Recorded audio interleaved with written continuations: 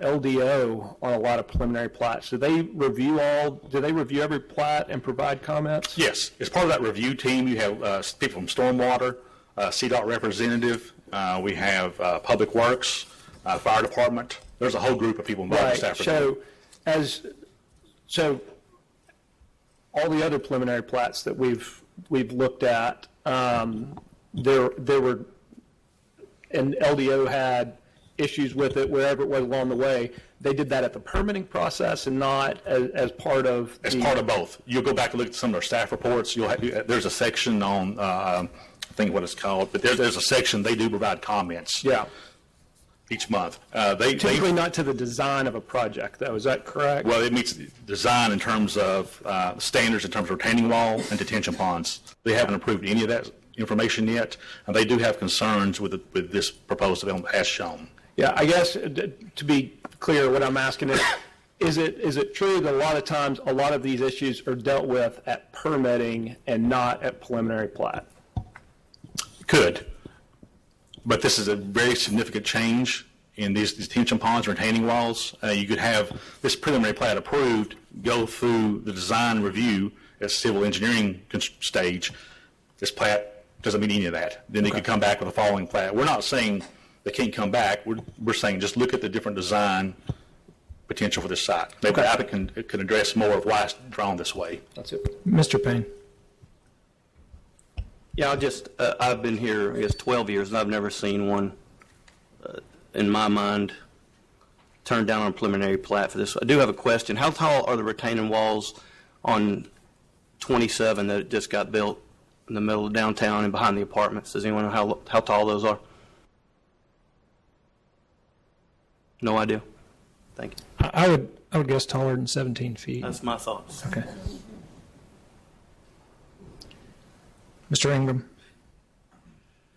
Good afternoon, Joseph Ingram, Ingram, Gore and Associates.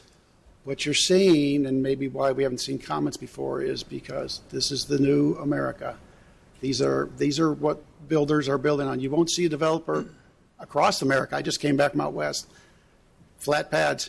We're not building on crawl spaces anymore. Mr. Call, you're a builder. You know you want pads. Mr. Payne, you know we want pads.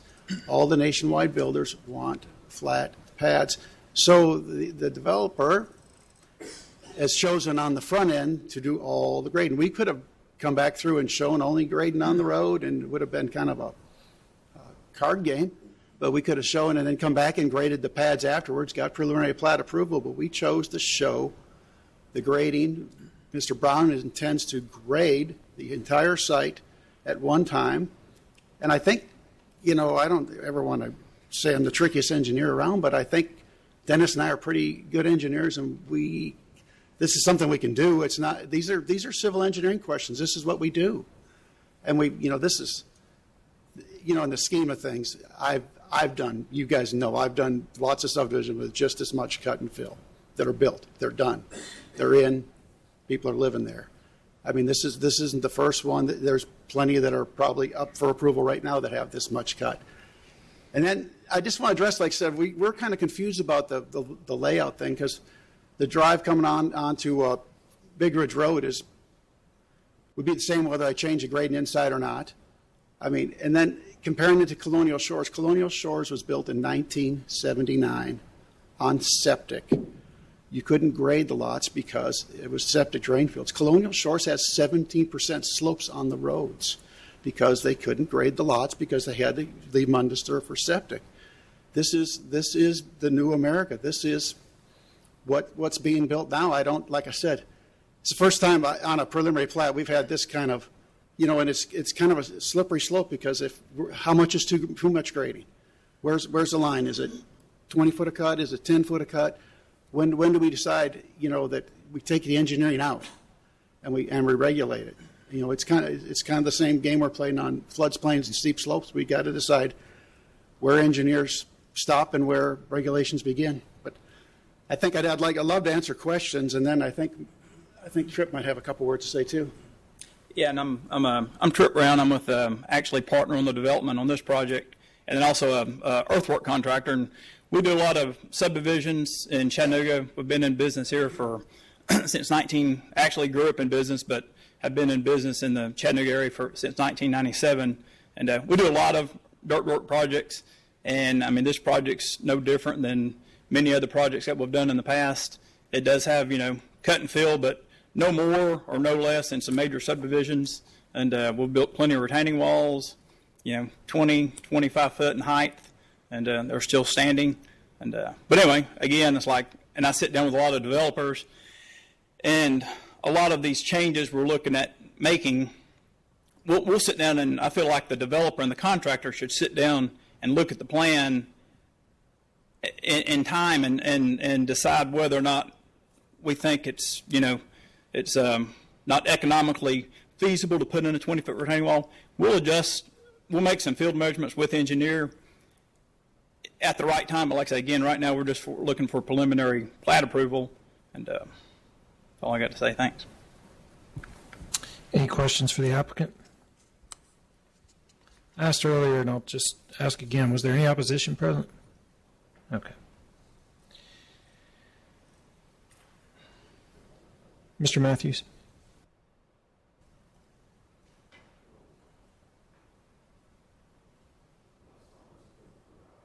Research on my own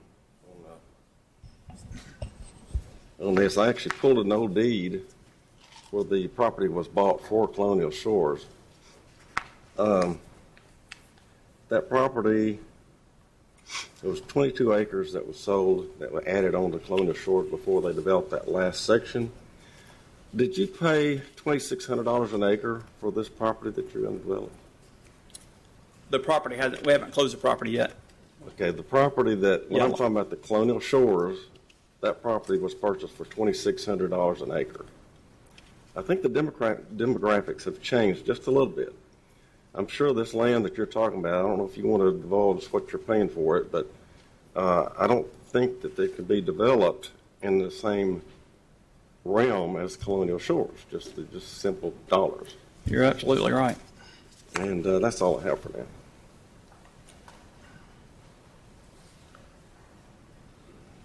Any other comments or questions? I think so clearly understand this is new territory in terms of a denial. I think where this comes from was, I guess, looking at the regulations as stated, and after getting feedback from LDO, staff had concerns about the impact of the overall site design in terms of complying with those subdivision regulations, and that's why staff recommended to deny. So I guess what I would offer, and I agree there could be some debate about that, which is good. That's what we should be doing. But I think also be important when we make the motion, kind of note that we think it's appropriate because whatever that is. So just that way we kind of set the record straight on it. Councilman Ledford. Thank you. This is going to be for Joe. Joe, are you okay with moving forward with a preliminary plat given you already know what you were up against with LDO? Absolutely. This won't be the first time. We, used to be, and I think what Mr. Farmer and like Mr. Payne, we didn't turn grading plans in. Half the plats we did for the last 10 years didn't have grading plans with them. The plats you've approved don't have grading plans with them. So now you're seeing the grading plans. I mean, I talked to the LDO office on Friday. They said, if you looked at it without the contours, it looks like a good subdivision. Most of the plats, even the regulations said to do it, but generally we did road profiles we didn't do. This got a full grading plan. This got a hydrology report with it. There's a whole lot of work on the front end before I get the preliminary plat, which is kind of complicated because obviously Mr. Brown's going to want to look at that wall and say, can I split it? Can we move it down? Can we move this one off the slope? I'm just trying to get where we can move forward with the design yet. For preliminary plat, we're doing a lot of design. I mean, that's the complication. So that's a yes. Yes, yeah, we're ready to move forward, yeah. Thank you. Yeah, it was a long yes. Mr. Farmer. I have a tremendous amount of respect for our staff and the work that they do. And, I mean, you guys deal with so much every day that we don't look at, and then here we come here and sit here once a month and then question you guys. So I see how you got here, and I see these I see how you've cited it and how you've got to this. I just don't, I guess I don't feel that we're applying the lens to this development like we're applying the lens to everything else we've done before. And I agree with what Mr. Ingram said. Mass grading of subdivisions is here. It's where the market is. We're going to continue to see more of this kind of stuff. There's a number of us up here that have done this for ourselves or for clients before. And we're going to continue to see these kind of things. I don't think it's fair to deny this based on what I feel like the criteria we have used for preliminary plats before. If that conversation needs to change, I'll be happy to be at the meeting and hear about it changing. But I move to approve the applicant's request. We have a motion to approve, and it has been seconded. Any discussion? All in favor, please indicate by saying aye. Aye. Did you want to say something? Sorry, I didn't catch you. I was just going to add, I appreciate everything that's being said. I think, like I've asked in the past, what kinds of criteria are we supposed to review for preliminary plat? And it seems like we just don't review preliminary plat. So I'm going to vote no, because I think almost in the same vein as Mr. Farmer, I understand where the staff is coming from. I also understand where the developer interests are coming from, which is this is how things happen. So there's not a gray area, but I'm going to vote no, because I do think there has to be we have to be looking for something in preliminary plats, or why do we approve them? There needs to be something that we're looking at that's yay or nay, or why do we look at them? So I'm going to vote no for that reason, but I would encourage us to maybe have this conversation or some sort of informational session. There have been other issues associated with plats that I've asked questions about, and I just don't understand when there's a good one, when there's a bad one. If they're all good, why do we spend all this time? So, Mr. Chairman, can I respond to that real quick from staff? Yeah. Yeah, we do have criteria. They're in the subregs. They're the minimum standards. We also use zoning. We also use other standards from LDO through city ordinance and city council adopts. All that works together to either approve or deny a preliminary plat as well as a final plat. And that's why I think we need to have probably an education session maybe next month on Subdivision 101, the things that we review as staff when we get a plat. Same thing your staff looks at. So we have all that stuff in there. It is very rare that we do deny a plat because those are the minimum standards. But this is a different situation. There's a lot of grading happening on this site. And it wasn't that we didn't like the design. We're going on the standards that are adopted by the city. can I then clarify? I don't know if I'm supposed to ask Brian or you, Mr. Chairman, but Sure, go ahead. Are you suggesting that you're clear that this plat does not meet the minimum standards? No, there's a lot of grading. LDL has some concerns with the retaining walls, the size. They haven't approved any of those designs yet. The subregs they're just design standards, how you design, lay out the roads, general concept of the layout of the lots, how you're handling drainage. LDO has concerns with the size of these ponds. Are they adequate? It's a lot of cut and fill. Retaining walls are very large. They're not sure they can even approve the size of those retaining walls. If that's the case and this plan changes because of that, the applicant will have to come back with a revised plan. And the vested rights has changed a lot of this stuff that you guys are approving. I just wanted to know if they met the minimum Yeah. requirements. At least I think. I'll speak to it.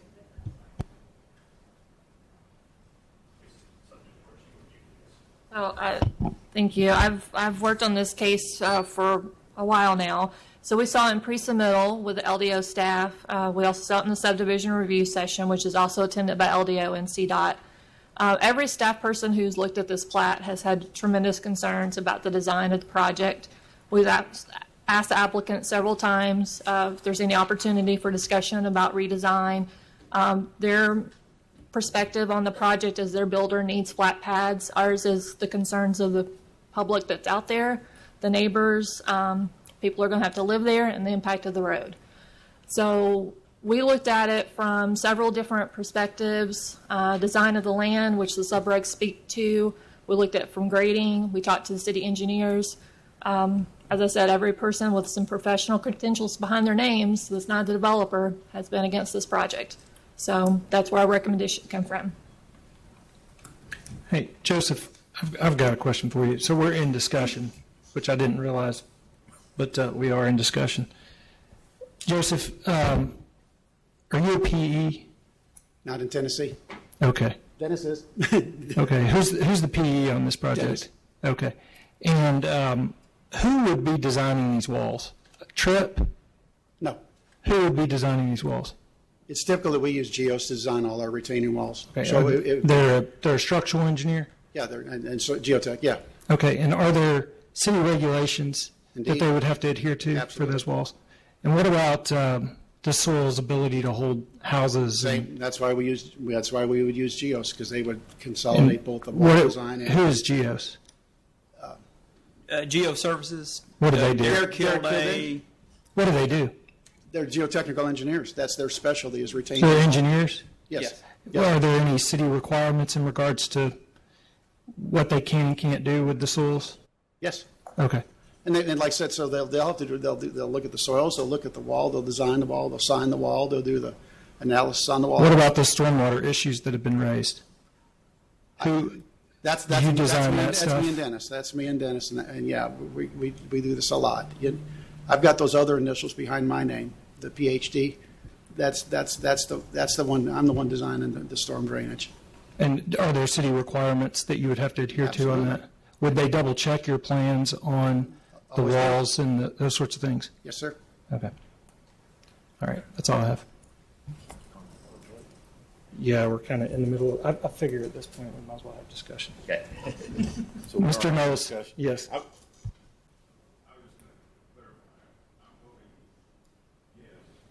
I'm not ignoring all the information, but again, what I'm understanding is you're going to move forward this with the same issues to address as we move forward, because I too agree there are some,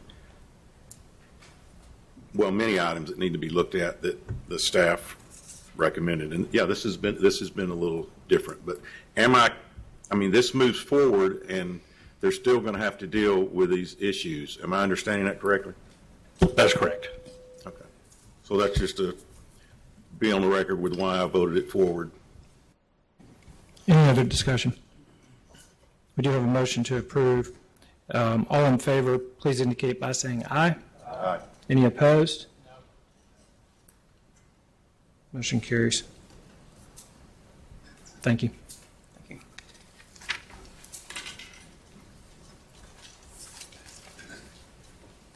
Well, I was clearly lying when I said our agenda moves quickly.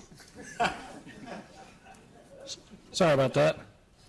All right, next case on the agenda is SD 2020-002. This is Morris on Roberts Mill Road subdivision. This case is a final plat, and it has a staff recommendation to approve with conditions. Is there any opposition present? Is the applicant present? Any questions? We have a motion to approve with conditions, and it has been seconded. Any discussion? All in favor, please indicate by saying aye. Any opposed? Motion carries.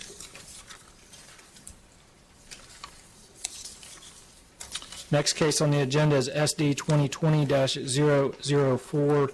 This is Baldwin Park subdivision, lots 1 through 31 and 78 through 7204 South Dent Road. This has a staff recommendation to approve. Is there any opposition present? What's the will of the commission?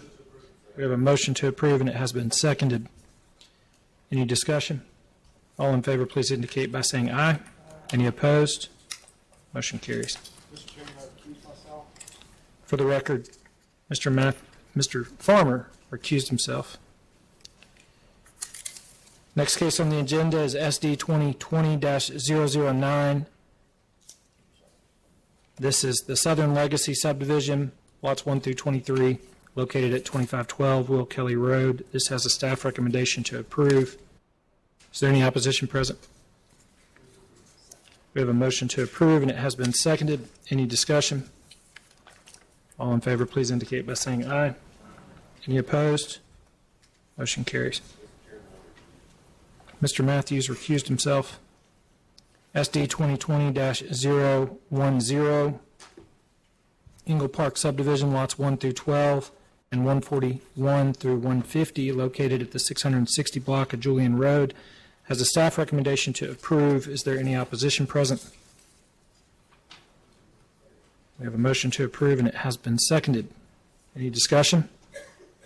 All in favor, please indicate by saying aye. Any opposed? Motion carries. All right, first item under old business is case 2019-0177. This is located at 518 Hamilton Avenue. Mr. Schultz. Yes, this was deferred for last month at a request of the applicant. It's in North Chattanooga to rezone from R1 to ERA2. It's for two single-family residential lots. It's 518 Hamilton Avenue. It's 0.26 acres. He's proposing 2 units with a density of 7 dwelling units per acre. It's about 230 feet south of the West Bell Road and Hamilton Avenue intersection. The property is currently a single-family dwelling. To the north is 2-family residential. To the east is 2-family residential. The south is single-family detached, and to the west is single-family detached and commercial. Top left is a picture of the zoning sign. Top right is a view across the street from the site. Bottom left is the site itself, and then the bottom right is across from the site. You can see the single-family homes that are on that across from the site. It's currently zoned R1. To the north is R1. To the south is R1, and to the east is R1, and then to the west is R2, and form-based code ECX3. There's been no zoning history for this site. The closest form-based code zones are across Hamilton Avenue, which are zoned ECX3. This is not in the form-based code boundary, but is a non-abutting property. Applicants can apply to be in the form-based code, and these are reviewed on a case-by-case basis. As part of that, there's three questions that are asked that are included in the zoning code. The property is within close proximity to the form-based code boundary. This property is across the street. The property across the street from Hamilton Avenue is in the form-based code boundary, so it is in close proximity. The physical character of the property is consistent with the overall character of the nearest form-based code context. The physical character of this property is not consistent with the overall character of the nearest form-based code boundary context area. The nearest form-based code context area is urban edge, mixed-use commercial, and allows for a mix of both commercial and residential uses. There is no property located in the urban edge attached residential context on the eastern side of Hamilton Avenue. Go back to the zoning map, you can see everything on the eastern side of Hamilton Avenue has the traditional zoning. The form-based code is on the left-hand side. And finally, question number 3, is the property located in the downtown plan? This property is not included in the downtown plan. It's in the North Shore Land Use Plan, which was adopted in 2007, and the plan recommendation is urban single-family residential. The ERA2 zone allows for more intense residential uses, such as townhouses and multifamily residential. The North Shore Plan does recommend a mix of housing types and densities. However, these areas are located on the west side of Hamilton Avenue and along Market Street and north of Fraser Avenue. The east side of Hamilton Avenue, which is where this property is located, is recommended for single-family residential. Compatibility with adjacent development form. The surrounding development form is consistent with a traditional urban residential neighborhood with single-family homes on small lots. Newer multifamily developments exist along Woodland Avenue, with the predominant form of single-family dwellings in this general area. West Hamilton Avenue development is more intense in nature, with a mix of commercial and multifamily apartments fronting Market Street. It's important to note about the average lot size and lot width in this general area. The average lot width for the lots on the east side of Hamilton Avenue, which is where this property is located, is approximately 65 feet wide with an average lot size of 7,000 square foot. The minimum lot width for single family in the ERA2 zone is 30 foot in width and lot size of 3,000 square foot, so you can see it's quite small. Staff recommends to deny the request. The proposed use of single-family residential is compatible with surrounding land uses. However, the ERA2 zone allows for a scale and form of residential development that is not supported by the North Shore Plan and is not consistent with the physical character of the overall neighborhood. So staff recommends to deny the request. Thank you, Mr. Schultz. Any questions? All right, is the applicant present? Is there any opposition present? We'll hear. from opposition, but we do have a motion to deny. Come on up.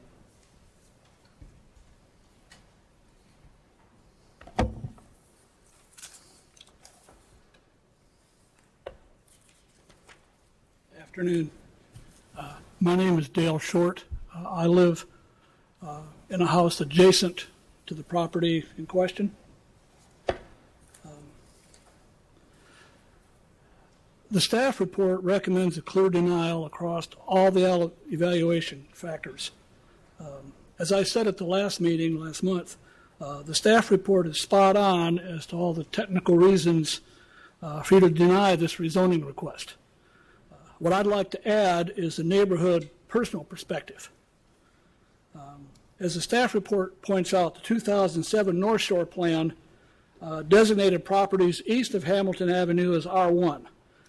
Later, when the form-based code came along, it was intended to control commercial and high-density housing development in certain specific areas of Chattanooga, including a corridor 1 block either side of North Market.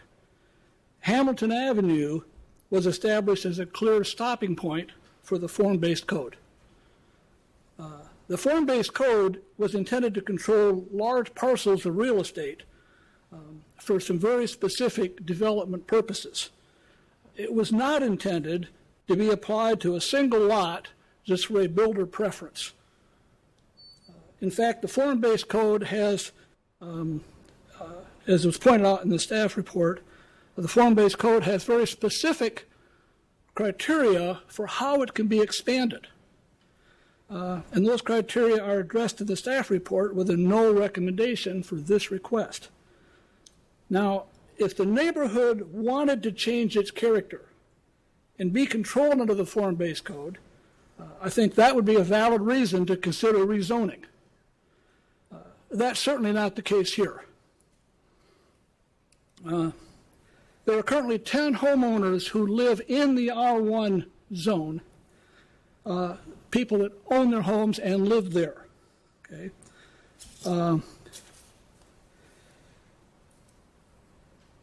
Many of them have, in the last few years, including myself, built very nice single-family homes complying with the R1 zoning.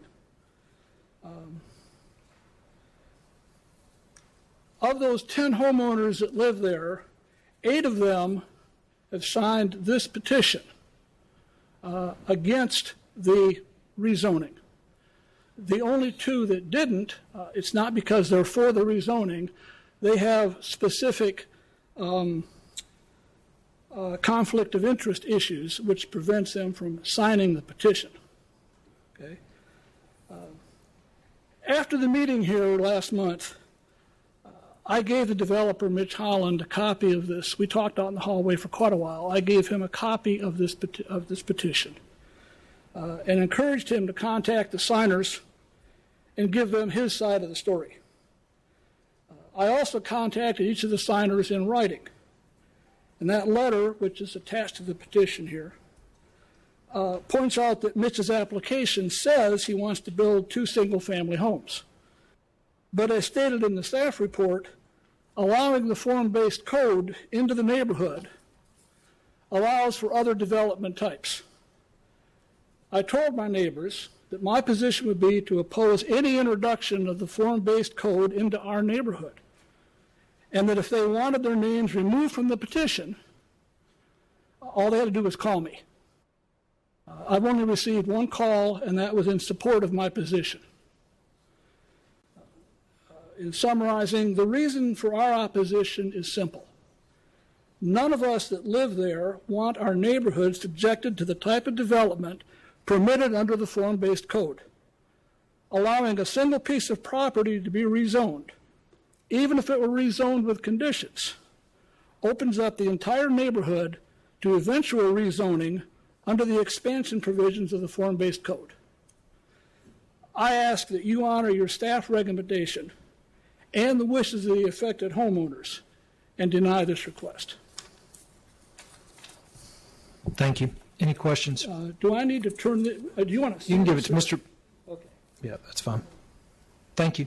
Any questions for the opposition? All right, we do have a motion to deny, and it has been seconded. Any discussion? He's not here. All in favor, please indicate by saying aye. Aye. Any opposed? Motion carries. Thank you. Thank you.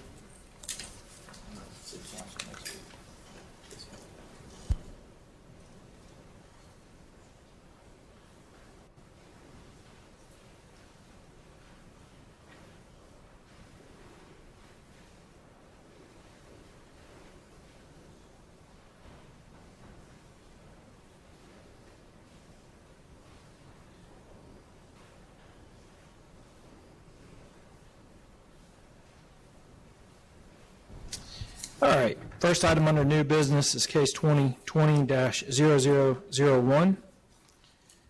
This is located at 5291 Usher Drive, and this case is an application to rezone from R1 residential zone to R2 residential zone, and this case has a staff recommendation to deny. Is there any opposition present?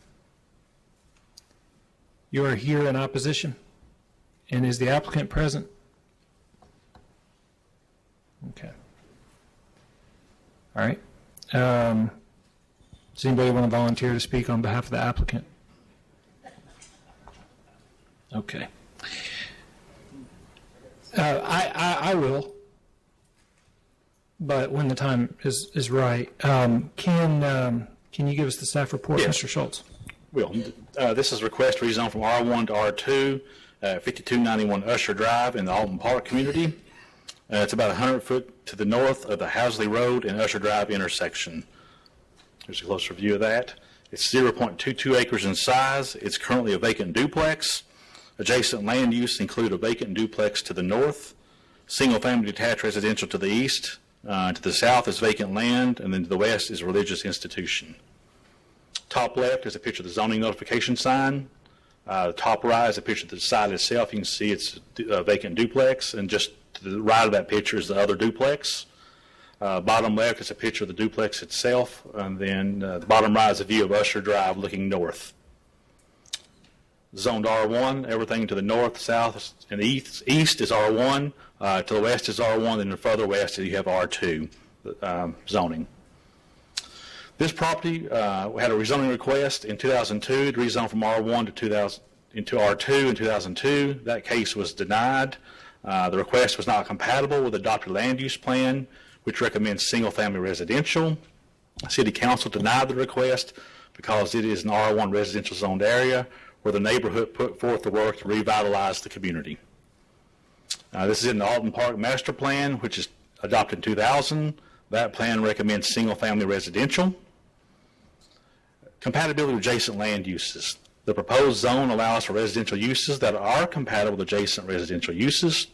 There are 3 existing duplex structures adjacent to this request, but the remainder of the block to the north is single-family detached residential. You can see on this screen here, the structure highlighted in the yellow is the site itself, and just to the north of this site is an existing duplex that's vacant. And then right across the street from this site is another duplex that is vacant. So there are, immediately adjacent to this site are 2 duplexes, but they're both vacant. Everything else along Usher Drive is single-family residential. Compatibility with adjacent development form. The development form is consistent with single-family subdivision with small lots on lots averaging 10,000 square foot in size. The existing structure, along with a couple of the surrounding structures, which are built duplexes, have existed as such for quite some time. The proposed zone is not compatible with the recommendations of the adopted land use plan. Based on current housing needs, staff would support a policy that limited duplexes to the southern end of Usher Drive only and not any further. However, the adopted plan clearly recommends single-family residential, and there is case history on this site that supports maintaining R1. We did put in the staff report, this public hearing is an opportunity for the Planning Commission and City Council to consider public feedback on the request and to determine if a current adopted plan policy is valid or if a new policy should be set for this portion of Usher Drive by rezoning this property to allow a duplex to be put back into use. So staff recommends to deny based on not compatible land use plan, but would support discussion about whether a new policy is needed for this area or if the current policy is valid. But right now, staff recommends to deny. Thank you, Mr. Schultz. Any questions? I do. Councilman Ledford, then Mr. Mabee, then Mr. Payne. Thank you, Chairman. Brian, is this one of the cases we have with a automatic zone back to R1 when the electricity has been disconnected for more than 90 days? Not the rezoning, but it'd been existing forever, for a long time. And once they lose that power, for the most part, it loses that grandfather protection. Then you have to use it in compliance with the uses in the R1 zone. It never was zoned R2 that our records could tell. It's been existing forever. Forever. That's a mighty long time. That's a long time. Mighty long time. Mighty long time. So, yes, it appears it lost its grandfathering protection. All three structures have. All three have lost, because it appears they're all vacant. They're vacant and boarded up. Okay. All right. Thank you. Thank you, Chairman. Mr. Mabee. Thank you, Mr. Chairman. Just a quick question. Is this part of the current area plan that y'all are working on? It is not. It is not? It is not. When was this one done? 2000. Okay. Thank you. Mr. Payne. I think he answered what the two duplexes next to it have lost. They look like duplexes, but they're really not. Is that correct? They're boarded up and vacant. They can't, since they lost that grandfather protection, they cannot put them back into use. I think this one on the screen, it appears they tried to convert it to R1 and didn't finish it for some reason. Mr. Farmer, and then Mr. Matthews. Hold on, Mr. Matthews. Well, since you put it on here, I'm going to comment. This is one of my big issues. I mean, the fact that we have all these vacant duplexes all over town that sit here vacant and not being used, we've got an affordable housing issue. Again, I will say we need to bring back the special permit. The council is different than it was then. Every council person can choose however they want to enforce it in their district, but we sat here meeting after meeting after meeting when we had special permits, and we met the owners of the duplex. We talked to them about their business. We talked to them about the people that were going to live there. Clearly, they weren't running drug houses and all those things that this was for. So, I stand ready when this body wants to bring back a recommendation for a special permit for duplexes. Mr. Matthews. Yeah, Mr. Farmer, he pretty much was reading my mind on that. We really, something needs to be done, because these vacant structures are causing problems, and they're going to continue to cause problems. So we need an outlet. We need some form special permit or something to that effect. Now, does that have to be approved by council? Yes, since you're in the zoning code, it would. Have y'all brought that up at all in any of your meetings? Not in that specific targeted conversation. Can this body, can we request that the council attempt to address that, or how can we do that? That's all I have. Mr. Ledford. Chairman, I think that's where I was alluding to. Well, But I had one more. we do have opposition here, too. Sure, I wanted to hear from them. What I wanted to ask was, it would be just to say that it would be really helpful if the applicant was here, so we could understand this. And if it's since they're not here, I think this is an important conversation. A lot of good points are raised. This is raised a lot with these vacant dwellings that we have in the city. So I would just recommend, or maybe throw out there a deferral on this one, if it suits the Planning Commission. Thank you. We do have opposition here. Sir, did you want to speak? Well, I don't know that we're going to deny it. I don't know what's about to happen. So if you'd like to speak, I'd like to hear from you.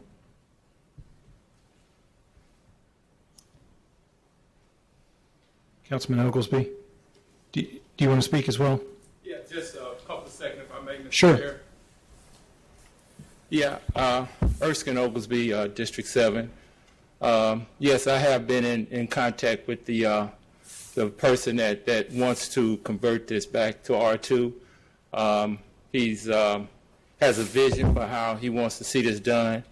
The fact that there are 2 other duplexes there, in my conversation with him, it was my hope that with him doing this renovation and converting it back, and he's going to actually expand it to multiple bathrooms, which would hopefully motivate other duplexes in that neighborhood under the same situations to step up to their game, if you will. So it's a conversation that I intend on having between now and our next city council meeting regarding to this. So as of right now, I'm in support of this, having done my due diligence prior to coming here. So I just wanted to bring that up.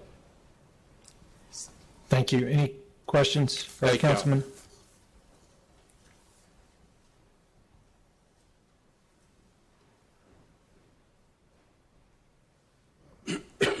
My name is Gil Swapshire. I'm the president of the Alden Park Pinewood Neighborhood Association.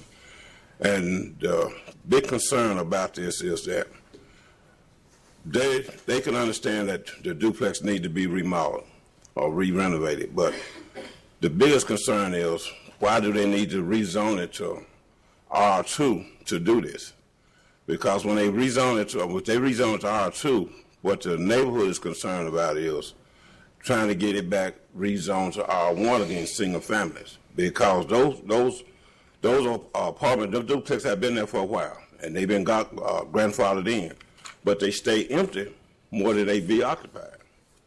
So there's never been no trouble at the empty duplexes, but if they just want to come in and just redo that one duplex like they said they want to do, then the neighborhood ain't really got no problem with it. The problem is rezoning it. That's what they got a real big problem with, because they want to keep it single-family home units, and they want to keep it to whereas no more duplexes can really be put there. The duplexes that there, they don't mind having them redone because they're concerned about the value of their houses, which way the property value going to go with them.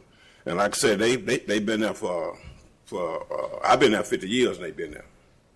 And that one that's occupied now, that's the only one that's seen to stay occupied. The other one, for some reason, don't nobody want to stay in there. Thank you.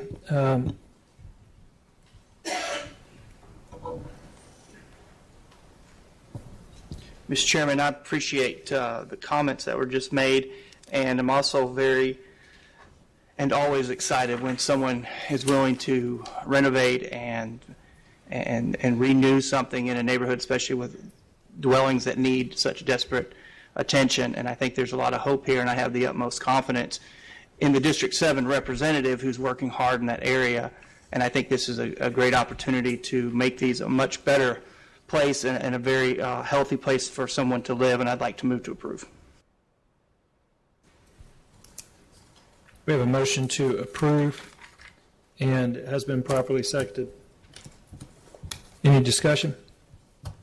All in favor, please indicate by saying aye. Aye. Any opposed? Motion carries. Mr. Farmer. So, does this body have the ability to make a recommendation to the city council? We do. So Okay. we've got a time on the agenda for other business. Thank you. I would think that would be appropriate. Next case on the agenda is 2020-0003. This is located at 4431 Bonnie Oaks Drive. This is an application to rezone from R4 Special Zone to C2 Convenience Commercial Zone. This case has a staff recommendation to deny. Is there any opposition present? Is the applicant present? There we go. Glad to see an applicant. Mr. Schultz? Yes, this is a request to rezone from R4 Special Zone to C2 Convenience Commercial Zone for 4431 Bonnie Oaks Drive. It's about 4.4 acres in size. Purpose is automotive retail paint store. Here's the zoomed in close view of that property. It's 4.2 acres in size. It's currently a fraternal hobby club. To the north is single-family detached residential. To the east is single-family detached residential and a religious institution. To the south is vacant land, commercial and industrial, and to the west is two-family residential. Top left is a view of the notification sign.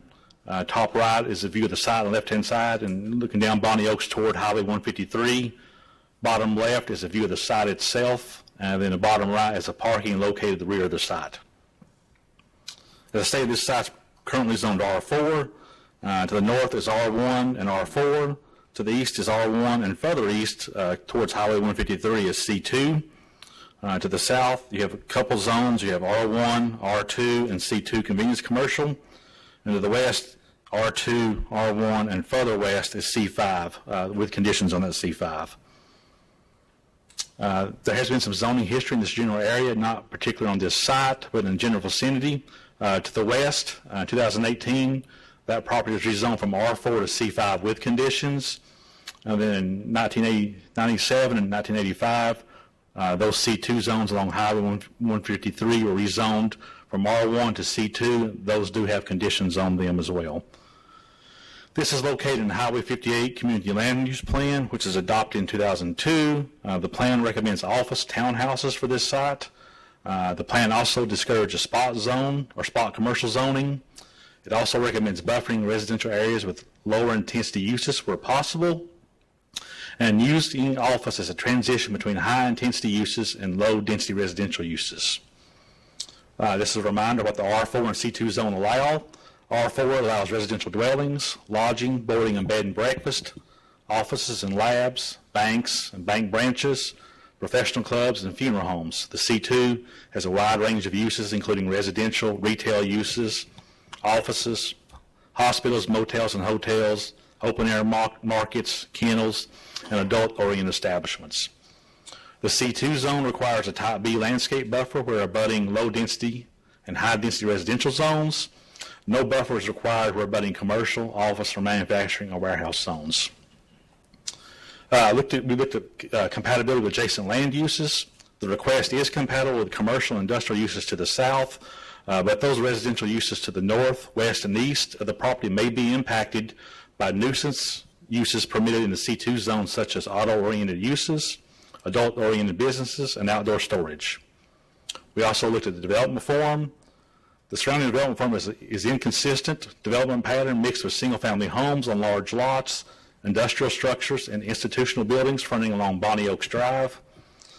The proposed request is to use the existing structure on site. Therefore, the development form is consistent with the surrounding development form. Staff recommends to deny based on the following reasons. The request is not compatible with the adopted land use plan, again, which recommended office townhomes. The request has the potential to introduce incompatible uses, which could produce nuisance issues on the adjacent residential. The R4 special zone allows for office and townhouses, which is consistent with the land use plan recommendations. And then the R4 special zone serves as a buffer, a transitional area. So staff recommends to deny based on those reasons. And I also want to note, it's not the entire site seeking the rezoning, it's just a small portion that fronts Bonnie Oaks Drive. That's right here, highlighted in the red. The remainder will remain R4. Thank you, Mr. Schultz. Any questions for staff before we hear from the applicant? Mr. Farmer. Does he have to have a C2 zone for a paint shop? Yes. There's no other zone? There's no other zone. We reached out to LDO, and that's the only zone. Thank you. All right, we'll hear from the applicant.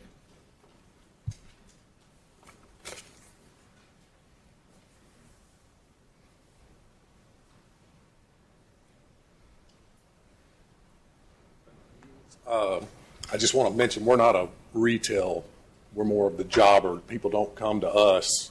We deliver products to the body shops themselves. So, and we did have a neighborhood meeting.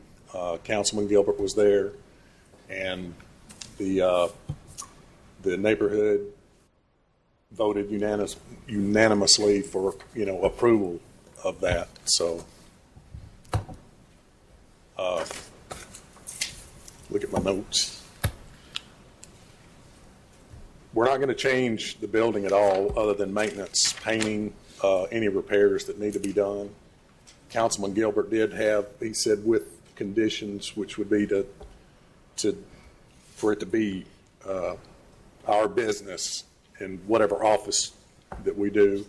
And he had one other one as far as dumpster, to have that emptied during the day and not at night so it wouldn't disturb the neighbor.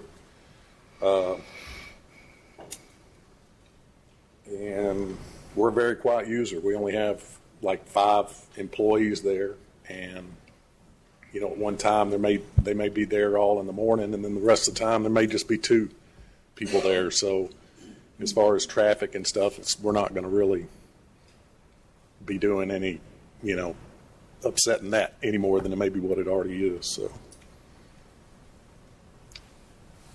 Thank you. Any questions for the applicant? Councilman Ledford. Thank you, Chairman. Been following this case. I know that you did have a community meeting with Councilman Gilbert, and I understand that the conditions, as you have read off, are you okay with those conditions? Yes. Okay, very good. Absolutely. Hold on 1 second. I do have a question. Can we have a condition that it's only for his business? Yes, we've done past council that. I have an email with what those conditions say. The property will have limited use as retail/wholesale distribution of automotive paint and office use. And then condition number 2, limited dumpster pickup between the hours of 7 a.m. and 5 p.m. We have put conditions on it before like that, so. But you're limiting it to this type of business, not his business only, right? If you want to sell this business, Yes, it's the exact same thing. Correct. You wouldn't have to come back here. If you want to do anything different than that, they'd have to come back and lift that condition. Can you read that one more time? The property will have limited use as retail/wholesale distribution of automotive paint and office use. So it'd have to be a similar type use if he sells it to someone else, or they come in and get the condition lifted. I would like to say too that we have we are here in Chattanooga, have been for several years, and we do a lot of work with Chattanooga State with their body shop training, and we place a lot of kids in. We get them jobs, here in local areas. Not that totally makes a difference, but we do like to support the community. And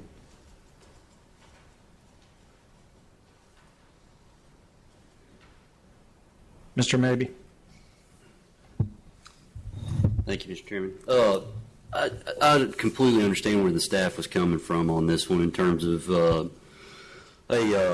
land use issue and how it fits into the community. I think what they've accomplished though with these restrictions on the zoning, I think goes a long way to addressing the concerns that I would have. So I would like to make a motion to approve with conditions. Second.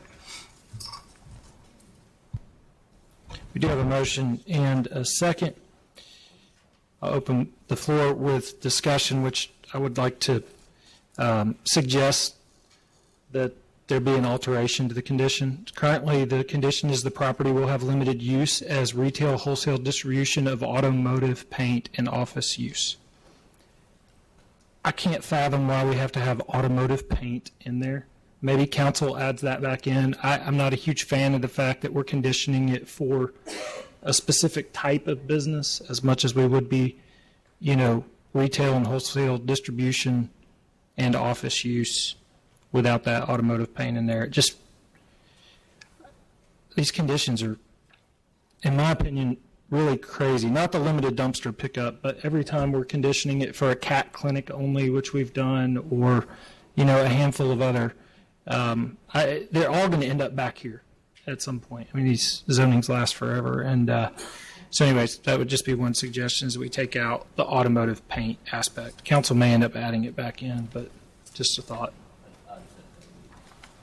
Who seconded it? You did, but you're not going to. I will. Mr. Bailey. I was just going to make a suggestion, and I've got reservations about conditions that I've mentioned before. Ask a question maybe of you or staff. First question is, what does that restrict based on that condition? What couldn't go there based on what I heard, retail, wholesale, et cetera, et cetera? And then maybe a suggestion of existing building remains. We've done that before. I've opened that up for consideration. I think that's valid. I'm sorry, one more. I will say that I think the specific use, I agree with you about the reservations of the conditions. I think what I heard in the specific use resolves the concerns that are in the zoning. So I do think the specific use is important. It's not a retail establishment. It's not got a tremendous amount of come and go. It's not overly lit. It's not, the building's there. So to me that is important, although I agree with you about the reservations of it so specific. So I suppose if the amendment were amended, or if Mr. Mabee has agreed to that amendment, but to answer Mr. Bailey's question, would they be able to have an adult-oriented business there? I don't want to speak for code enforcement. I would think not, since that specifically says in the zone, in C2, adult-oriented establishment. If it's not listed, I would think no. Can you go back to that C2 R4 slide? Retail uses does include a lot. It's very So they broad. could have, with what the amended condition would be, the property will have limited use as retail, wholesale, distribution, and office use. Plus, it would have everything else that goes along with C2 convenience commercial zone, right? Anything related to retail. How is this use defined? The current business, which one of these categories is it? It's retail, yeah, wholesale and retailing, because he's not having people come to his So it's actual just business. wholesaling. It's wholesaling. Just wholesale? I mean, every once in a while, you might have someone that's, you know, if you're working on your car, you might come and get some supplies or something, but 99% of our business is delivering to body shops. And Mr. Mabee. Thank you, Mr. Chairman. I think at this current, while I understand the concerns that Mr. Bailey's raised there, I think at this point I am comfortable with the current amendment, but I would ask staff to just confirm what uses will be available as that motion was worded, just to have that information for City Council when it goes to there. So we do have an amended motion, and it was seconded. Any further discussion? All in favor, please say aye. Any opposed? Motion carries. So, Mr. Schultz, if you were to write a zoning code and you wrote a C2 code, would you write a C2 code that allowed automotive paint only, and then another C2 code that allowed a cat clinic only, and then another C2 code that allowed like household distribution I of probably wouldn't computer offer a cat clinic. I don't like cats, so I probably wouldn't write one for a cat. Maybe a dog, perhaps. We'll just do that through conditions, I guess. Exactly. I'd say it for the whole world to hear it. Yeah, that might be better.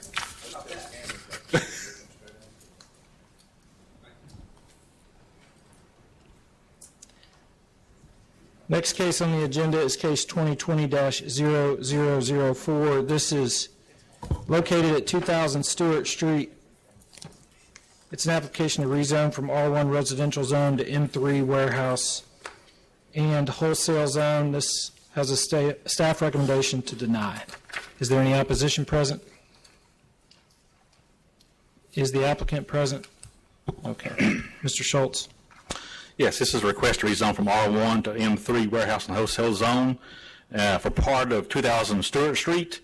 It's 0.42 acres in size, and it's parking of service vehicles for an adjacent use.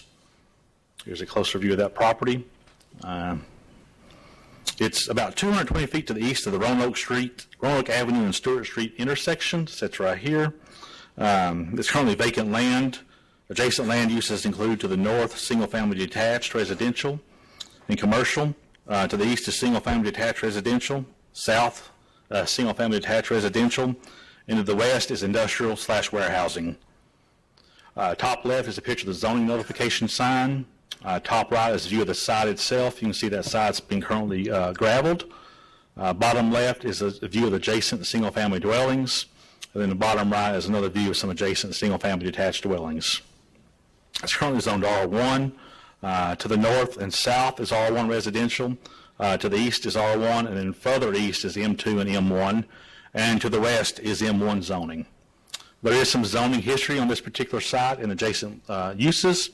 In 2004, the site and the property to the west of this site was included in the East Chattanooga zoning study that downzoned this area from R3 and R2 to R1. The property to the west should not have been included in that downzoning, so in 2006, There was a zoning study to rezone that property back to M1, and that did happen. This is in the East Chattanooga Land Use Plan, which was adopted in 2004. It recommends low-density residential for this particular site. Again, some of the R1 allows single-family dwellings, schools, churches, daycare homes, and public buildings. The M3 zone increases the intensity of the uses. It allows warehouses and mini warehouses, offices, retail sales from related to a permitted use, and repackaging. It has other uses, but these are some of the main ones. The M3 zone requires a type A landscape buffer, which is 30 foot when abutting low density and high density residential zones. It also requires a type B, which is 20 foot when abutting commercial or office zones. No buffers required when abutting manufacturing or warehouse zones. Interesting note on the applicant's site plan, it does show a 15-foot landscape buffer where abutting the low-density residential. There is a provision in landscape regs that say lots less than 15,000 square feet or with a depth less than 150 foot get an automatic 50% reduction in the landscape yard depth screening. So we looked at compatibility with adjacent land uses. The proposed use is compatible with industrial uses to the west, but is incompatible with the single-family uses to the south, east, and north. M3 could produce nuisance uses on these adjacent properties. We also looked at development form. There are areas nearby the subject property that have been developed as industrial buildings along the rail yard and a small commercial along Dotson Avenue. The predominant development form in this area is single-family residential. There's a mix of single-family detached and two-family homes located on lots ranging from 3,300 square foot to 10,000. Staff recommends to deny based on the following three reasons. The request is not compatible with adopted land use plan and subsequent zoning study. Remember, the land use plan recommended low-density residential. This request has the potential to reduce nuisance uses adjacent to existing single-family homes if approved for M3, and the request is not consistent with the predominant development form of the area, which is single-family dwellings. So staff recommends to deny the request for M3. Thank you, Mr. Schultz. Any questions for staff? All right. We'll hear from the applicant. Thank you. Mike Price, MAP Engineers, representing Andrew Lambert and the Good Guys relocation. There should be a site plan, I think, that was associated with this. So you notice here on this particular site plan, hopefully that you can see on your screens, this shows the proposed parking area that is to be used for Good Guys relocation. And so with that, as staff had identified, we are allowed to go to a 15-foot reduction in regards to the landscaping width. However, we still must heavily screen this, which this would be done with evergreen trees in through here. So if you go back and look at the previous photographs, it shows the site now, which is gravel. The site was cleared of trees and graveled, and then the applicant then was made aware that that would require a zoning change. And so the plan then was put together and the application was made. Now, we talked to staff and said, hey, can we rezone this O1? Can we even look at going to an R1 and simply get a special use permit? However, the BOZA is really not probably going to be willing to give us a special use permit as it relates to being able to park in an R1 zone. So we picked the lowest in intent zone that staff in the land development office would allow us to put a parking area and then go with the landscaping. So Mr. Andrews then went around and talked to his neighbors, and I have one of them here this afternoon. His name is Gene Coben. Mr. Coben, he went and talked to his neighbors. He has an application that showed those in support. There were 13 neighbors that voted in favor of this. They don't see this as a nuisance. As a matter of fact, they see this as a positive because Good Guy Relocation is an employer for many of the people that live here in this area. So this is a means to be able to park vehicles. I don't see that as a nuisance, especially if we create the landscape buffer around it. It is compatible because all the properties to the west are zone manufacturing, and a stone's throw away, literally to the east, you've got some M2 and M3, I think, if I'm not mistaken, Brian, that you indicated. So this is sort of a hodgepodge of different development zones going into the area. We think that the plan does suit the area and is compatible, and in talking with our neighbors, we have no one here in opposition today because they've done the due diligence to talk with their neighbors and make certain that they're supportive of what's being proposed. So, Andrew, do you want to say anything else to that? You really said what I was going to say. Okay. So, unless there's questions from y'all, I'm pretty much finished with the presentation. Councilman Ledford. Thank you, Chairman. Mr. Price, I do believe that Councilman Byrd was also involved in some of the conversations and is also in support. That's what I was going to clarify. Would you be willing to accept a condition of parking only? I think that would be most appropriate. I think that would be a very nice thing, and I have been following this case very closely as well. Mr. Chairman, if there's no other comments, I'd like to make a motion to approve with a condition of limited to parking use only.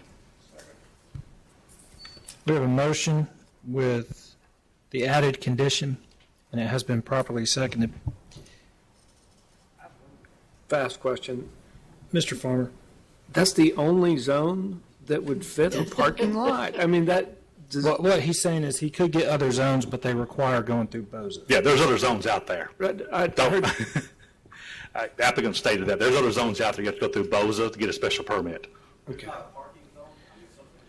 There is not. We've looked, codes enforcement, and Randy Ridge has worked with Mike extensively on this, so the M3 zone is the less intensive zone right now for this particular. Yeah.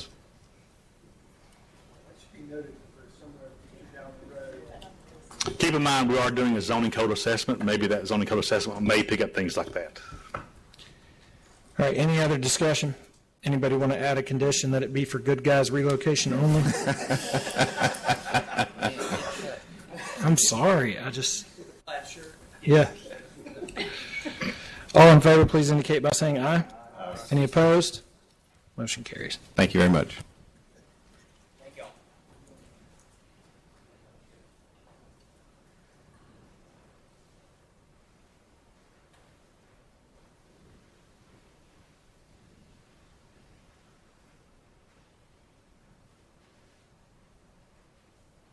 Next case on the agenda is case 2020-0005. This is located at 2414 and 2416 Gun Barrel Road and 0 Min Tom Road Street.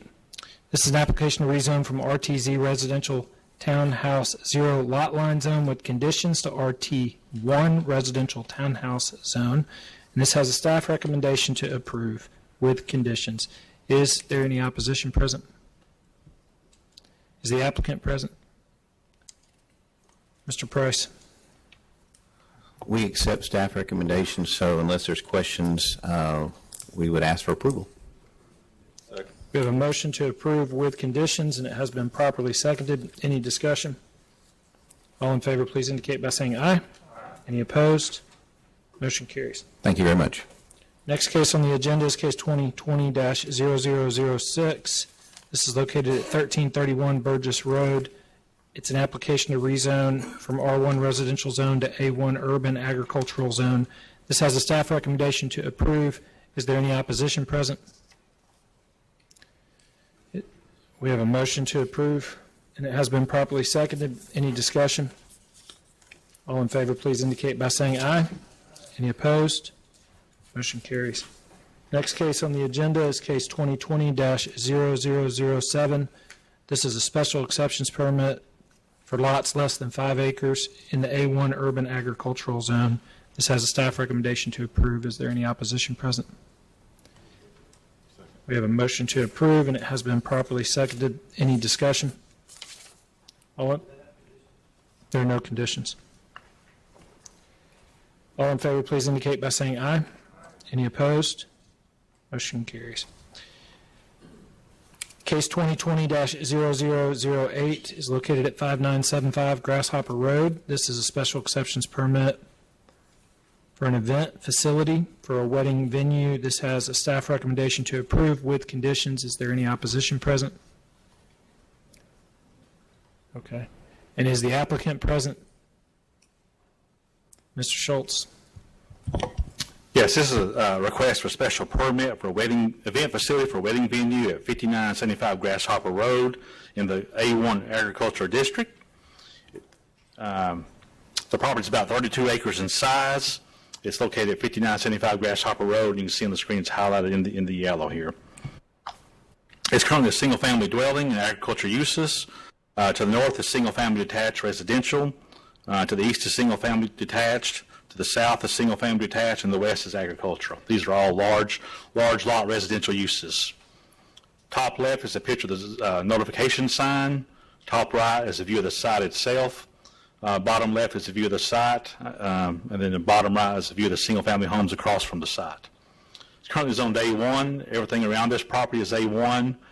To the south, there is a little M1 zone that sits right here. There's no previous zoning history for this particular site. The closest special permit for an event facility or a wedding venue is located approximately 7 miles to the south at 11,895 Dolly Pond Road. There is no land use plan for this area. It is located in the comp plan, which is identified as level 1 based on the intensity levels. These areas tend to have limited transportation facilities or road networks that can support intensive development. Again, this is a special permit for an event facility. It has permitted uses such as group gatherings, such as weddings, reunions, business meetings, receptions, and classes. Some prohibited events or prohibited uses are shows, concerts, racing events, fairs, amusement parks, RVs, travel trailer camps, outdoor concessions, and vendors. Those uses are prohibited. It does have a capacity limitation of no more than 300 attendees, not including event staff. And then it has restrictions on noise, no outdoor use of an amplified sound system later than 9 p.m. if adjacent to residential use or zone, in which case this is adjacent to residential uses. The permit does have buffer requirements. It requires a type C, which is a 10-foot landscape buffer along any property line shared with an existing single-family home or R1 single-family residential district.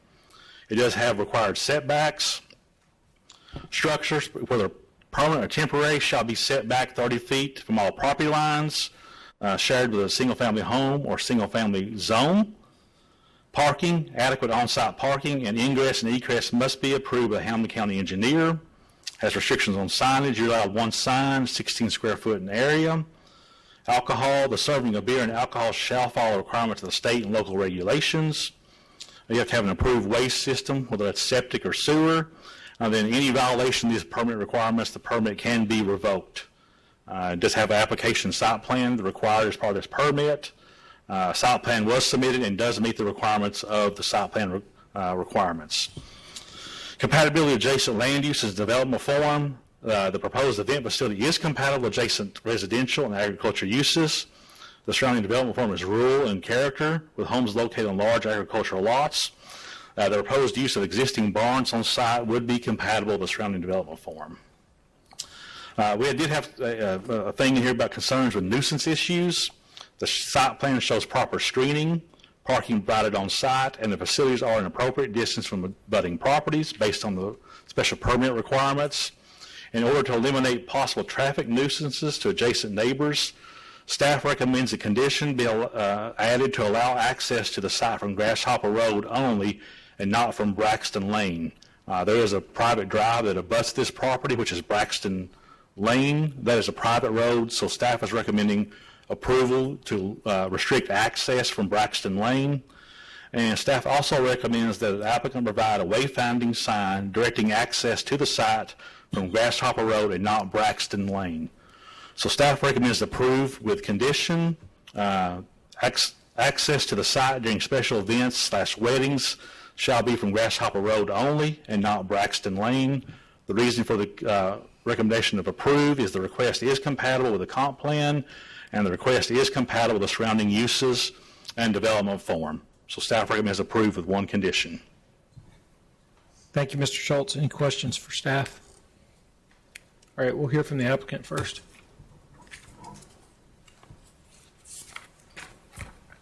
Hi there. My name's Alex Guidi-Zupancic. I'm representing Becky Guidi in our request for the special event facility on Grasshopper Road. And I want to take a moment to provide a brief overview of the venue and what we are intending to open. Our goal is to create a space that brings families and friends together for joyous life events. Our beautiful outdoor space and scenery are rich with character, and we are excited for the opportunity to possibly utilize it in a whole new way. Even in our excitement, we understand that opening an event venue can affect the surrounding community, and I can assure you that preventing this is a major priority for us. As it currently stands, our farm is located in a rural area with few surrounding residents, but there are, several surrounding residents. Not only that, but all the gatherings will be situated in the barns that are an appropriate and respectful distance away from all of the residential areas in the neighborhood or in the rural area. So the entrance entrance from the farm is actually on Grasshopper Road. We are adjacent to a private drive, Braxton Lane, but there's not actually a entrance to the property. It's gated off. And, as a condition stated, we would absolutely want to make sure that we're diverting any traffic from that private drive to our property where it's supposed to go, which would include, proper signage as well. So, as required by the permit, the space would only be used for group gatherings such as weddings, meetings, reunions, all of which would cease any amplified music or noise by 9 p.m. because, again, we want to limit any type of nuisance to our surrounding community. We also, of course, will make sure that any event will be under 300 people because we will make sure that we are abiding by all conditions within the special permit. We're already in the process of procuring funding for this project. So if our request is approved, any and all necessary modifications to the property will be made so that we're compliant with any and all building, fire, and local codes. We want to do more than just mitigate nuisances to our surrounding community, as I stated already. As a Chattanooga resident for over 50 years, Becky's intent is to give back to Hamilton County community more than we take. For us, this means if we're able to open this venue, partnering with local businesses, recommending clients to keep their budget within our community, because we rise by lifting each other up, and that's the most important thing to us. Thank you. Any questions for the applicant? All right. I saw a number of hands go up in opposition. We'll hear from them, and then you'll have the opportunity to respond. If you're here in opposition and you wish to speak, now would be the time.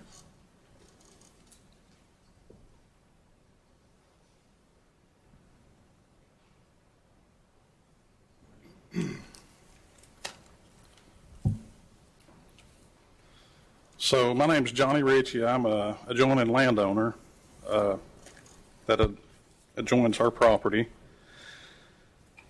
They spoke about the Type C screening. What is not shown up there is that there is a power line that runs diagonal across our property, and my house is already existing, so it should have that same buffer. And I border her for at least 100 plus feet, which is under that power line. So that means that that buffer cannot be planted due to TVA power line restrictions. They've already had a couple of events there already, and loud music kind of carried on into the night. Nobody said anything because we just assumed it was a family gathering, so everybody just kind of kept quiet and didn't say anything, but it carried on into the night with loud music and partying, and I just don't think it's good for our community. A lot of the buffers that are supposed to be there are not in place. My name's Darrell Wright. I've got a prepared statement that I'd like to read.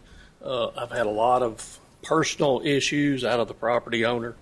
I own the adjoining property to the north of Miss Guidi with 790 feet of shared property line. I built and moved into my house in 2005 without any neighbor issues until Miss Guidi bought the property next to mine. They brought people to their property and allowed them to shoot high-powered rifles across their flat property directly at my property where my dogs and children play, which led to our first interaction. I addressed this issue personally without law enforcement so that they would have clear expectations of where I stood on the issue. After building and moving into their home, the issues continued.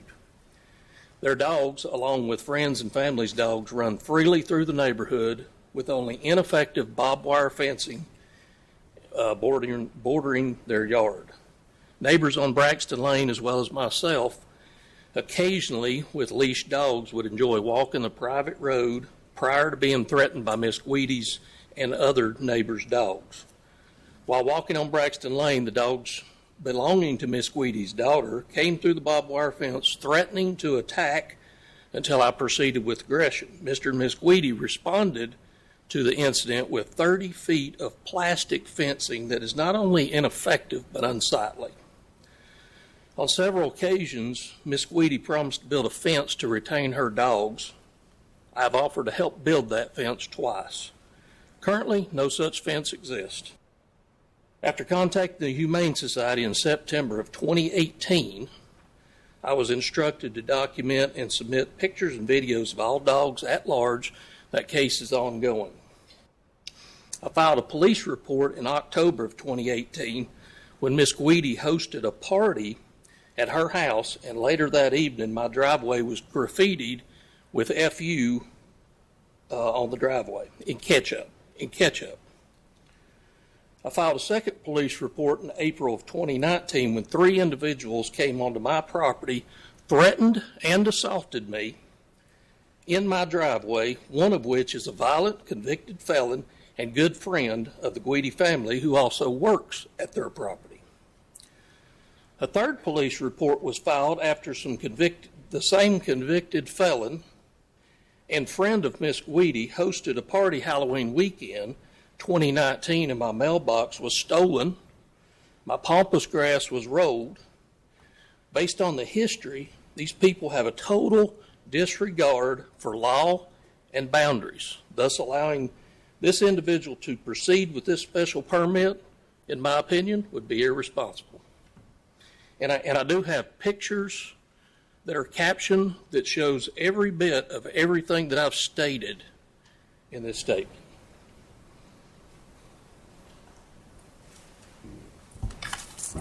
Could I offer these pictures? And I'll be glad to let y'all pass these around if you would. My name is Mike Drennan. I'm a retired Marine Corps officer. My wife and I live at 13522 Braxton Lane, which is just a gravel road across from the 5975 Grasshopper. As I've shown in the picture, we live on top of a hill and we overlook their proposed event facility. I lived in Northern Virginia area for 25 years before moving here. And when I retired, my wife and I decided we wanted to find a rural area that was quiet, with no noise, no traffic. And we looked around for a long time, and we finally ended up in Birchwood because it met that criteria. We live on, like I said, we live on top of a hilltop. We overlook that property. We love living there. Our neighbors are great. We've got great views of the Tennessee landscape. We tolerated the past events there because we figured they were just one-off of family events and they wouldn't occur in the future. I will say that the acoustics in that area are such that just people talking, not even including loud music, sound like they're on our front doorstep. Also in their site plan, they show placing a dumpster adjacent to Braxton Lane. And I noticed that in that their site plan, they don't mention the landscape requirements that are required for dumpsters. I believe it's a 6-foot fence on 4 sides. Having the peace and quiet of our neighborhood interrupted by special events across the street is unacceptable to us. We're also worried that it will adversely affect our home's value. And in fact, if we had known that facility existed, we would never have bought the house there. So we are joining our neighbors in opposition to this designation as an event facility. Thank you. And one more thing, there is no foliage buffer as stated on this property. All the foliage buffer is outside Miss Guidi's fence, not to the inside where it's supposed to be planted. And there's absolutely nothing on Braxton Lane going up through there. Everything is completely visible to all properties up through there. Also, I'm Lisa Wright. I also live on Braxton Lane. If you'll notice in those pictures, there's screenshots of where they're already advertising for this venue, and it specifically says concert venue, which I saw was prohibited on. And performance venues. I don't know what you classify as performance, but you got to have somebody up there doing something. So it seems to me like that'd be a concert if we're saying performances. I also noticed the stipulation was no amplified music after 9 o'clock outside. However, the barn they're planning to use for receptions is a big barn. You open the doors at either end, and it's going to sound just like it's outside anyway. Thank you. Any questions for the opposition?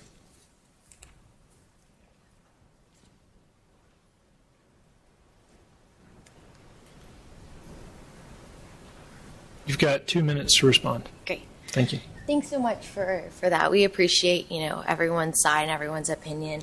So as for the power line and the buffer, at the back, so as you can see, the back side to the left of Braxton Lane, there is a foliage buffer. There is a barbed wire fence that runs through there. It kind of shares the property line. If it were to go away today, we would be more than happy to, as a condition, adjust that buffer and make sure that we meet those standards. And the same with Braxton Lane. If we need to add a buffer down that road, we're absolutely open to it. We don't want to cause any sort of nuisance to our surrounding community.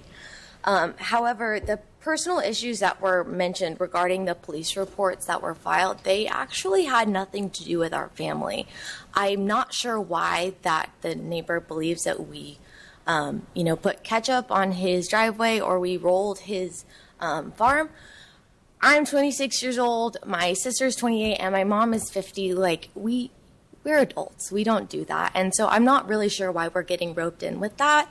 Our main goal right now is we lost our dad last year, and we're looking to utilize our land in a way to create some income so that we can, keep it and make sure that we can keep, that we can just maintain our life. We want nothing, we don't want anything to do with disturbing them.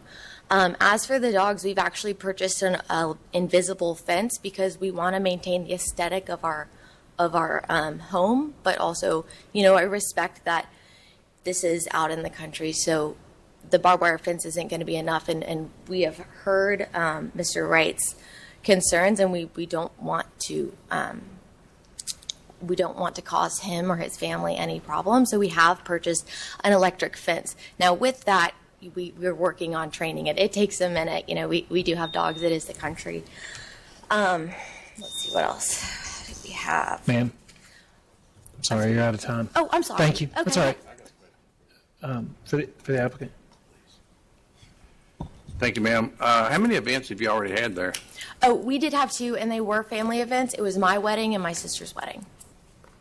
You have not charged anybody to use that venue yet? Correct. No. And we do have a social media platform, but it does not say concert. It does not say it's in progress. It says possibly coming. We're not advertising for concerts at all. I don't know where that came from. There is a state law on leash for a dog as well. Okay. There's a leash law. We have purchased the invisible fence, and we are working to get that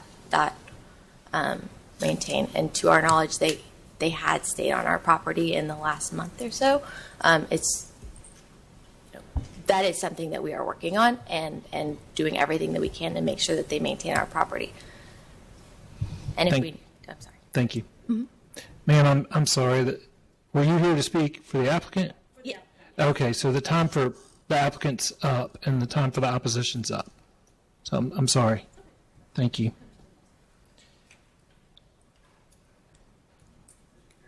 Mr. Mabee. This is a question for staff. So in terms of if this permit was to be, special permit was to be granted today, is there a verification process that the requirements are made to the property before it is issued, or how would that process work? That's through Hamilton County Building and Zone Building Department. This permit goes on the county commission, and then once the permit's granted, doesn't mean you can still do this use. You have to show compliance with all the other requirements. So before they would be able to host events or sell, they would have to prove to the county that these requirements, such as the buffer and stuff, have been adequately fulfilled? Is that That's correct? my understanding. Then if there is any violation, that permit can be revoked. It is a revocable permit. Thank you. Any other questions or comments? Mr. Payne. I know we've talked about it before, but just to refresh my, what is the process to revoke that? What would be required to do the? Any violations? I'm not sure. Emily's going to look for me. I believe that. Do you know, John, offhand, if that goes back to the county commission for the revoke the permit? We'll check and let you know. Yeah, but I was thinking about, Mr. Payne was asking about how it's revoked. Ms. Hyatt?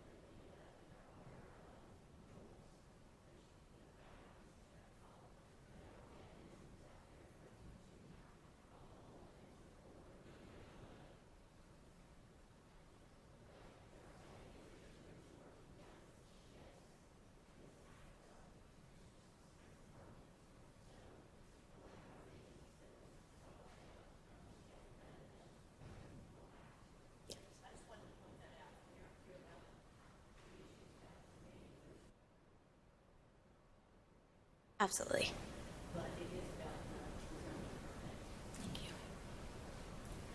Mr. Schultz, Mr. Knowles is asking about the list of requirements. Was that a slide that you had up earlier? Yes, I did. It's a bunch. Again, there we go. Permitted uses, group gatherings such as weddings, reunions, business meetings, receptions, classes, and other similar services. Mr. Schultz, sorry.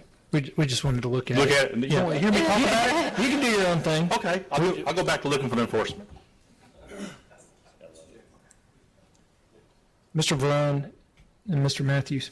So a critical piece for for me, at least, relative to whether this is a good fit, is the buffering. And I think the interesting comment was the power lines, and I don't necessarily understand this, is why I'm seeking some clarification. So with those main lines crossing, is there an ability to actually place a buffer there, or is that information that we don't necessarily have here?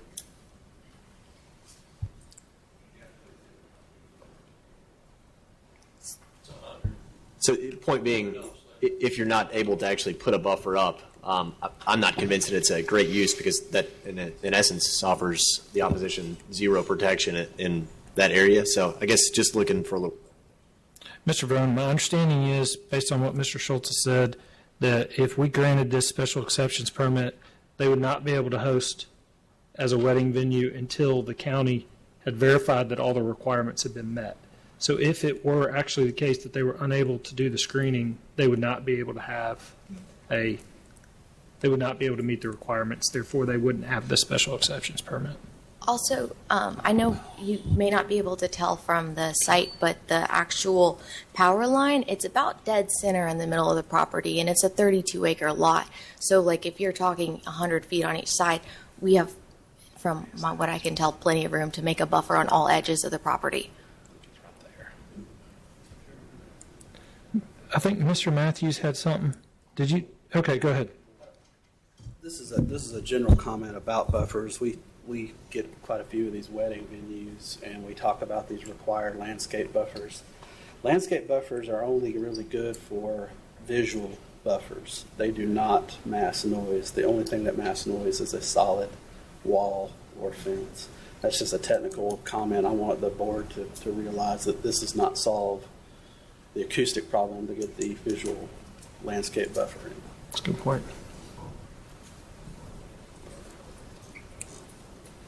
All right, any other discussion?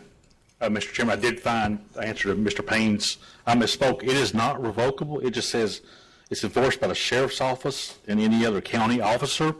Then there's penalties for violation of the permit. The short-term vacation is the one that's revocable. This permit is not.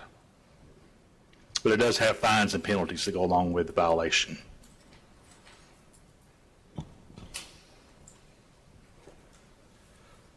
Well, what's the will of the commission? We have a motion, and it has been properly seconded to deny the case, the application. Is there any discussion? One more Mr. Vroom? question. It's relative to clarification.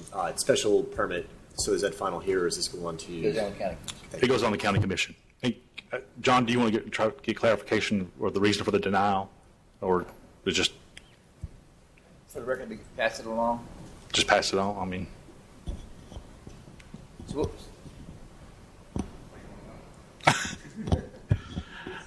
I guess more like the reason behind the denial. There were several reasons, and they're all sitting back there. Okay. I past concerns about nuisances is what I'm hearing. Yeah. All right, we have a motion to deny, and it has been seconded. All in favor, please indicate by saying aye. Opposed? No. I'm going to take a roll call. Can you count? Yep, I will. Mr. Mabee? Yes to supporting denial.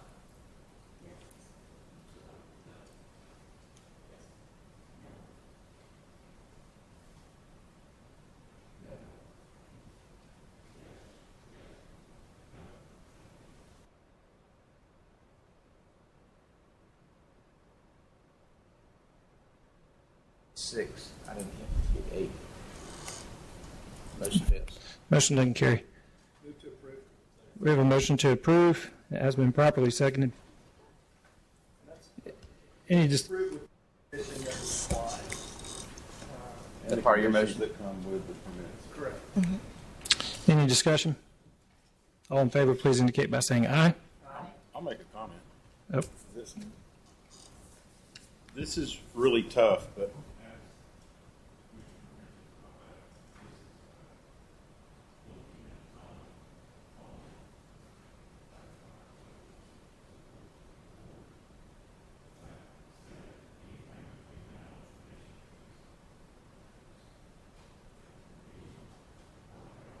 piece that's going to be important, not just for that meeting. It's going to be important for you trying to do what you're doing.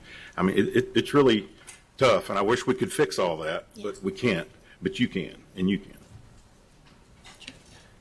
All right. I did ask for all the yays. Are there any nays? No. Okay. I'm going to take another roll call just to make sure. Mr. Mabee?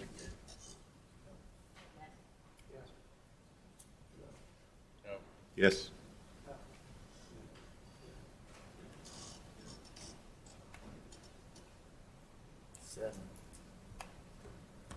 Count 7 yeses.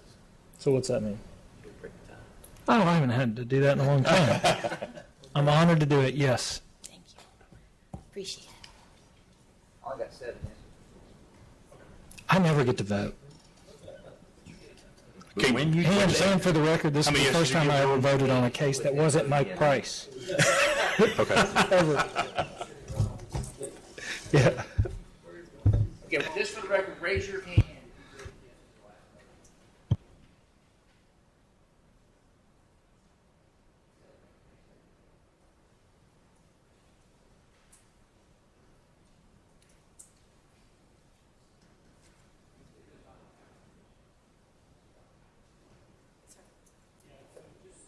Just so that you can follow what just happened, we did make a motion to approve it. Let's go on to county commission.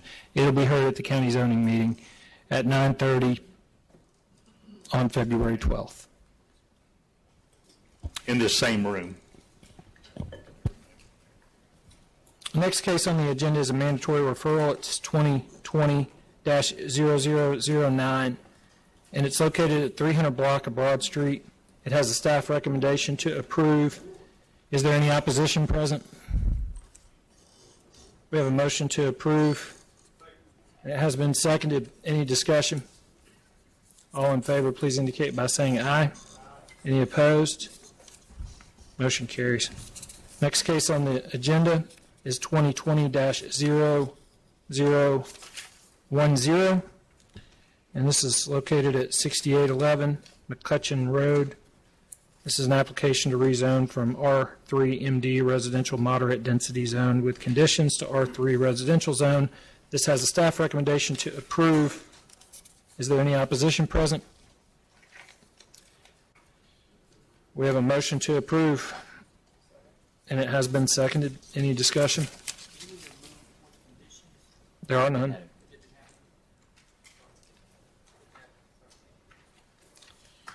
All in favor, please indicate by saying aye. Any opposed? Motion carries. Next case on the agenda is case 2020-0011. This is located at 2817 North Point Boulevard. It's an application to lift conditions, and it has a staff recommendation to approve. Is there any opposition present? We have a motion to approve, and it has been seconded. Any discussion? All in favor, please indicate by saying aye. Any opposed? Motion carries. Next case on the agenda is case 2020-0012. This is located at 3820, 3834, and 3836 Hickson Pike. This is an application to rezone from R1 residential zone and R4 special zone to C2 convenience commercial zone. It does have conditions and a staff recommendation to approve. Is there any opposition present? All right, and is the applicant present? Okay, Mr. Schultz. This is a request to rezone from R4 special zone and R1 residential zone to C2 convenience commercial zone for 3820, 3834, and 3836 Hickson Pike. It's approximately 2 acres in size. Is to use this property to use car lot. Here's a closer view of that property on Hickson Pike. It's currently a vacant land and vacant building. To the north is multifamily residential, commercial, and religious facility. To the east is vacant land and single-family detached residential. South is vacant land and single-family detached residential. And to the west is commercial and institutional. Here's top left is a view of the notification sign. Top right is a view of the site itself looking across Hickson Pike. Bottom left is a view across from the site along Hickson Pike. Then the bottom right is also a view across the street from the site. It's currently, as I stated earlier, it's currently on the R4 special zone and R1. To the north is C2, R3, and R1. To the east is R4 and R1. And to the south is C2. This is a strip corridor along Hickson Pike. There's been no recent zoning history for this site. The closest C2 zone is abutting the property at 3820 Hickson Pike. Again, this is a commercial strip corridor along Hickson Pike. This site's located in the Hickson North River Community Land Use Plan, which was adopted in 2004. That plan recommends medium business mix, which is described as convenience commercial, neighborhood commercial, office, residential, and similar uses. The plan also recommends focus on resource conservation. It suggests the maintenance and preservation of areas' natural and historic resources, specifically water quality and slope issues, must be taken into consideration when determining land use categories and rezoning request. Compatibility with adjacent land use. The proposed use is compatible with uses south of the site and on the west side of Hickson Pike. It has the potential to introduce noise and lighting adjacent to existing single-family detached residential to the east. It is compatible with the surrounding development form. The development forms allowed in the C2 zone are consistent with the surrounding commercial development form, but not the adjacent residential development form to the east. Staff is recommending to approve with the following 3 conditions, and I'll have a map showing what these conditions are. But for parcel 118C-D001, no grading, clearing, land disturbance, or building shall be permitted above the 740-foot topo line as identified on Hamilton County GIS maps. For parcel 118CD004, no grading, clearing, land disturbance, or building shall be permitted above the 750 topo line as identified on Hamilton County GIS maps, and limited to 1 curb cut onto Hickson Pike. Additional curb cuts must be approved by Chattanooga Department of Transportation. The reason for the approval is the request has the potential to induce nuisances such as noise and lighting on adjacent residents. Therefore, that's why we have the conditions. And the request is compatible with adopted land use plan. Here's one of the conditions for parcel 118CD001, limiting grading above the 740 topo line. The 740 topo line is this red line in the middle, so we're saying no grading, clearing above that line. The second condition was for parcel 118CD004. We're stating here that no grading and clearing above the 750 topo line, and that is this dark red line that's right here. So trying to protect those steep slopes, so no clearing and grading above those lines. And then also limiting this development to 1 curb cut. So staff recommends to approve with those 3 conditions. Thank you, Mr. Schultz. Any questions for staff before we hear from the applicant?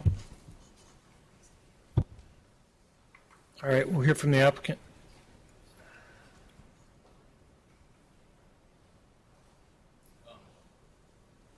Hello, thank you. My name's Matt Mucciolo. I agree with all of the conditions. I think those are fine. It's pretty steep back there, so I have no problem with any of that. That's it. Oh, I did have a question on the curb cuts.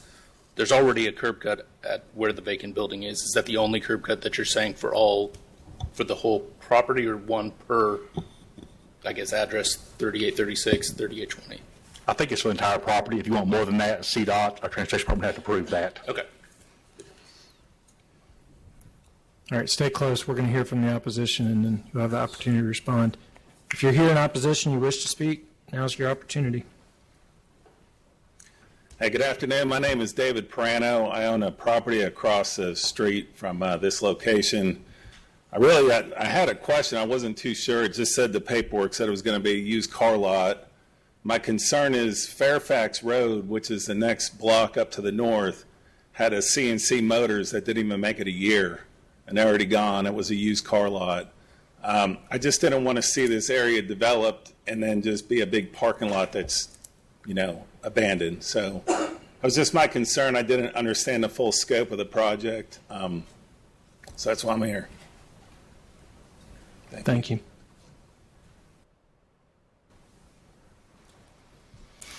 I'm Mark Mullins, president of the Neighborhood Association, right behind it.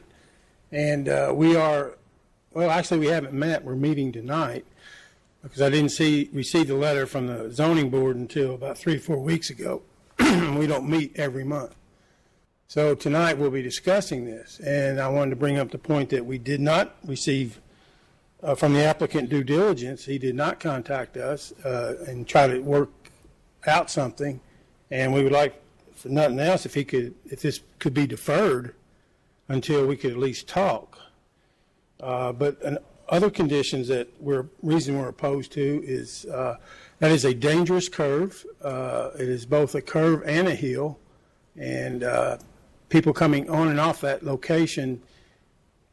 Well, Fairfax is just as dangerous where it reaches out. West Fairfax reaches out on Hickson Pike, and they've been talking about putting a stoplight in, but nothing has been done yet. But we would just like for it to be deferred until he has a chance to come talk to the Neighborhood Association, and we're meeting tonight. So if you don't have any questions, that's all I have. Thank you.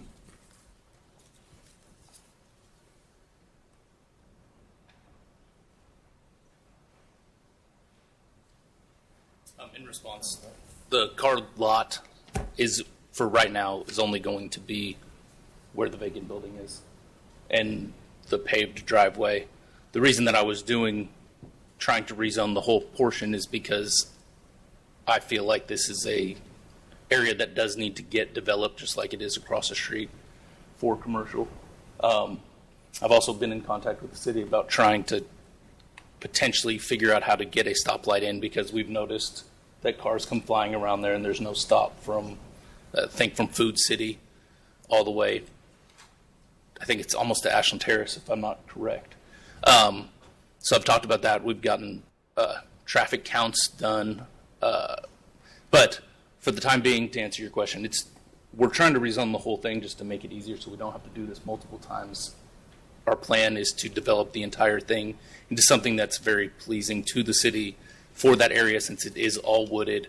We've already had the city come out, and like you said, because it's hard to see, the city did agree to come out and cut down all of the woods that were as close to the road that they would agree to cut. But anyways, that's kind of where we're at right now. Thank you. Mr. Baby. For staff.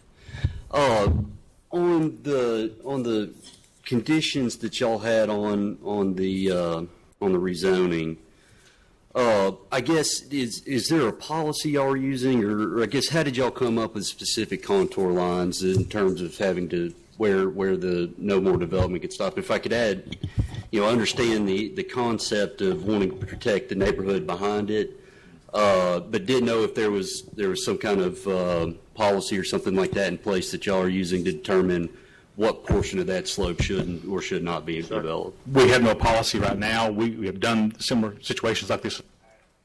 the past where we have put conditions on topo lines. Typically, we've been looking at where the steep slopes begin or slopes start going increasing. Also, looking at the map, you can see where there has been disturbance. Sort of why these topo lines were chosen. You can see where the minimal grading has already taken place. So from that point above that's what we're saying. Stop it at that point. Don't go above that in order to protect steep slopes and the neighborhood behind it. A couple of things. The Hickson plan does talk about protecting hillsides, and we've done on several cases where a property abuts an escarpment. So, we did that with Cassandra Smith. Mountain Creek Road, we've done that. We've done it several times, several places. Mr. Chairman. Ms. Hyatt. Just clarification. If we rezone to the C2, that's anything that could be possibly, could we kind of just go over that real quick for the neighbors' understanding? Is that possible? The uses in C2, I don't have it on the screen here for this one, but it's a wide range, including dwellings, retail uses, warehousing, wholesaling. Does that answer most of it? I'm sorry. We were chatting. I'd say basically everything you see up and down Hickson Pike. Yeah. Dwellings, retail. Okay. Well, when we first heard, it sounded like a used car lot, and then somewhere I heard or something else down the line. So I just wanted to be clear about that. I just want to be clear too. It seems like we have a lot of discussions today on the particular use. It's not necessarily about that use at times. It's about that zone, not the project. So keep that in mind. I just want the neighborhood to understand that. And also, let me just say what all of you said. There's a car accident at that intersection almost every single day. That's all. Mr. Matthews. Well, two quick comments. Actually, this is a good, appropriate way, almost as far as your steep slopes. The one in Hickson, the subdivision, I disagree with that, but this is a good example of what could be done well. Also, what is the date of the next council? Will they have time to meet before the next council? City council? Yes. We'll hear this on the 11th. Well, Actually, we'll hear it first 1 week before. So if this is approved, they will have time to, he'll have time to meet with the community. Okay, thank you. Councilman Smith. Any other discussion? What's the will of the commission? Motion to approve, and it has been seconded.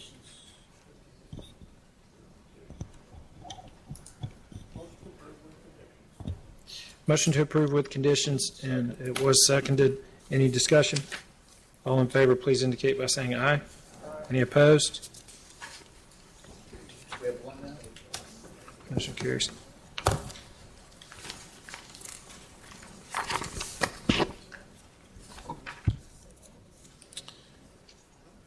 Next case on the agenda is case 2020-0013.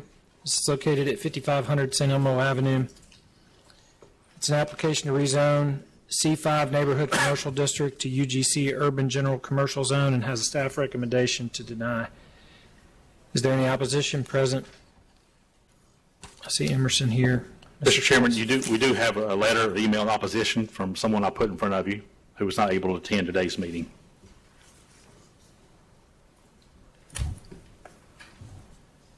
Okay.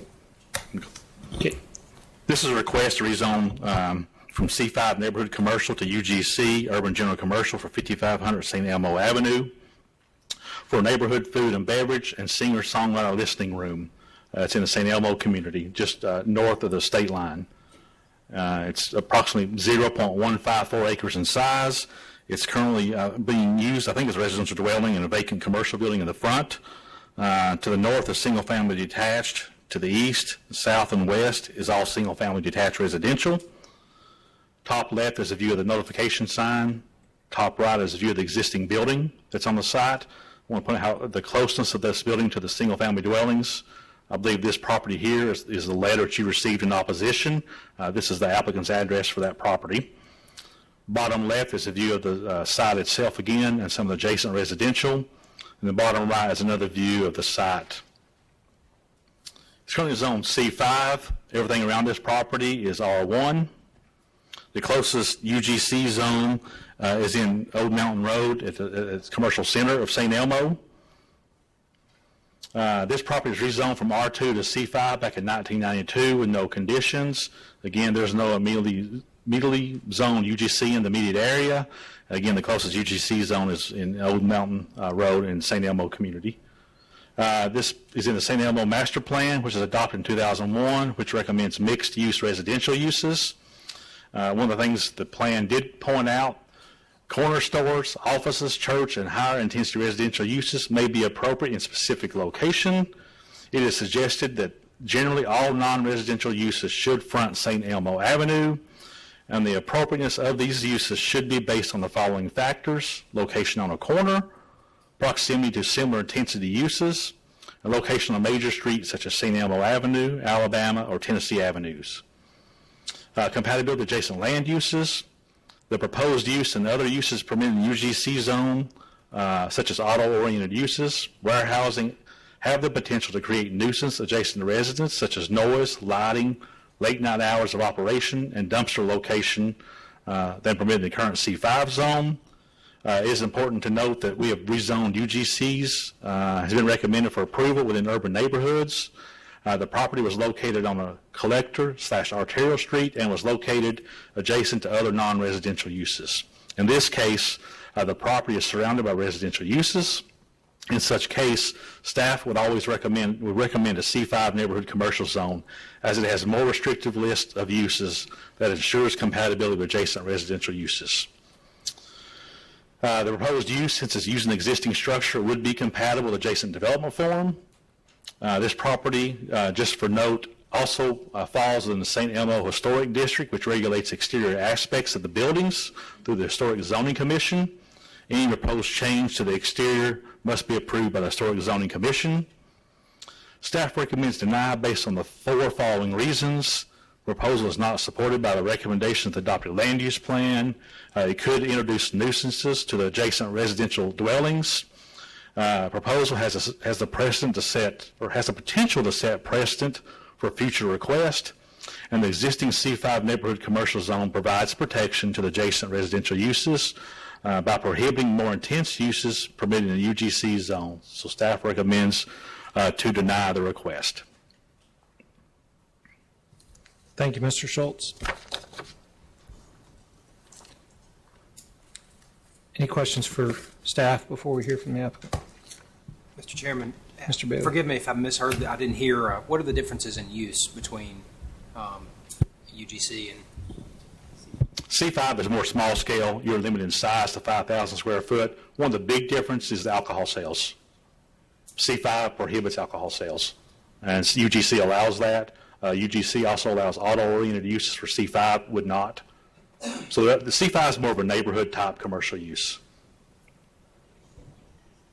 What would the old neighborhood stores that were in St. Elmo or Hill City, or what would those zones be currently? I would say C5. Some of them do have alcohol sales. Yeah, I guess those may be C2. I don't know without looking at them, but C5 typically is your neighborhood type commercial zone you would want, because it limits the intensity of uses. The size of the building is limited. You can do restaurants, but you have limitations on seating size and capacity. Can we have C5? I mean, is it possible to have C5 with a condition that there be allowed alcohol sales inside of C5? No, that'd be like a use condition that you could not do. Yeah, we've done the way around. We've gone. Yeah, so you can go one way, but you can't go not the this other way. Okay. Mr. Birch?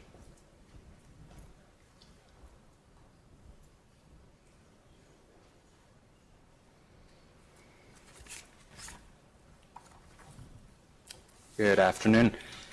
I'm passing around a couple of handouts. So this is probably one of the most odd requests for rezoning that comes here, because generally it kind of is initiated from the developer's perspective of what do I want to make. And we sort of roundabouted this one. So St. Elmo has a really limited number of commercial type properties on that St. Elmo Avenue. So what you're seeing is a lot of residences that have flower retail that goes on in their home, and a lot of burgeoning cottage industry that's happening there. I own 2 commercial properties on St. Elmo Avenue. That represents 1/5 of all commercial properties with a St. Elmo Avenue address. So as I've kind of owned this property, the other piece is the fire hall. I host neighborhood meetings there, so I'm hyper connected with St. Elmo. Have known them for years and years and years. We're in our 11th year of hosting their monthly neighborhood meetings. In the instance of this building, I started by doing a survey of residents, and you'll see on this document, I just kind of asked, hey, I own 1/5 of the commercial properties here. What do residents want to see? And so from the numbers perspective, the amount of feedback was pretty intense. You don't get any sort of numbers like this when it comes to land use planning. 205 people said they wanted a neighborhood bar. 166 said they like a restaurant. 115 were looking for a bakery. 36 for a coffee shop. Hosted a meeting at the location for the neighborhood association for December. So asked if they would be interested in just meeting there, being in the space, etc. That went well. Did Q&A. As I was considering, so let me back up a little bit. This has been a music studio for the last 5 years, where they allow folks to come in and listen. There's no sales going on there. It's pretty much a community-based organization. They are the current tenants are all musicians and videographers. They have had no noise complaints. They've had no parking issues. They've had no, issues people-wise. They stay clean. They stay quiet. They're respectful. I think it's one of those interesting enterprises that could be super problematic, and I think is actually demonstrating good urban behaviors in an urban neighborhood. My tenant's interest in selling alcohol was purely financial, and from a coverage perspective, the challenge is when you have music and people gathering, usually there's going to be alcohol. So the improved factor of being able to control alcohol and limiting what comes in and how people come in is actually pretty helpful. So talking with the RPA, we were discussing what sort of zoning makes sense. It was C2, UGC, not sure. I think the reason I shot for UGC and I'm moving in that direction is twofold. One, the setbacks. All the existing commercial property on St. Elmo Avenue doesn't fit the setbacks, so I'm kind of looking to the future. I'm not planning on developing, but say I sell this and someone wants to develop it, I'd like them to, if they're going to get rid of this and build something, I'd like it to be on the corner. Secondly, historic zoning has this interesting overlap. Oftentimes I'm not a big fan of UGC in neighborhoods, but the thing I like about the historic overlap is it creates this really interesting neighborhood appropriate size and scale that has to go through the historic planning commission. You can't do a 3-story crazy building on this corner. You can't do a lot of things that outside of historic district could be allowed.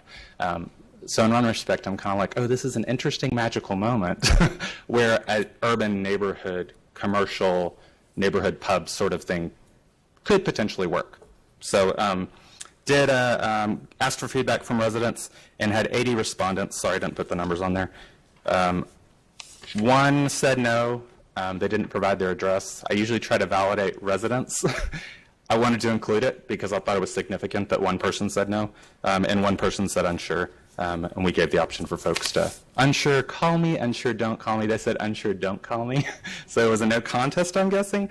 And some of the feedback is, most of the feedback of the nearby neighbors has been overwhelmingly positive. St. Elmo's, 2 miles long, so the downtown commercial district is not walkable for most people in the neighborhood. And because commercial properties are kind of peppered throughout, it's a little challenging to kind of have that neighborhood vitality of I'm walking around the block to a location to get a thing. And so, yeah, I'm trying to think anything else. The feedback's been overwhelmingly responsible. The next door neighbor has definitely not reached out to me. I've sent stuff out super publicly. I'm all about the feedback. Anderson, I do have a question for you. Yeah. I think this is great what you did. The community engagement piece is really well done. How many parking spots will you have? My biggest concern with this is the size of the building. So in the Main Street area, there's some like small buildings that have been converted into different types of uses of space, and then the biggest issue that happens is that the parking overflows into people's neighborhood. It starts taking up on-street parking, and then the people who have been enjoying these beverages are now walking down the street to their place, and it just ends up being a bit of a nuisance because of the parking issue. How many square feet do you have in this building? So the building's pretty small at 1,600 square feet. So roughly how many occupants would you have? I think it's 30. It's pretty low it's occupancy. Limited to 30. Yeah, it's not a high occupancy.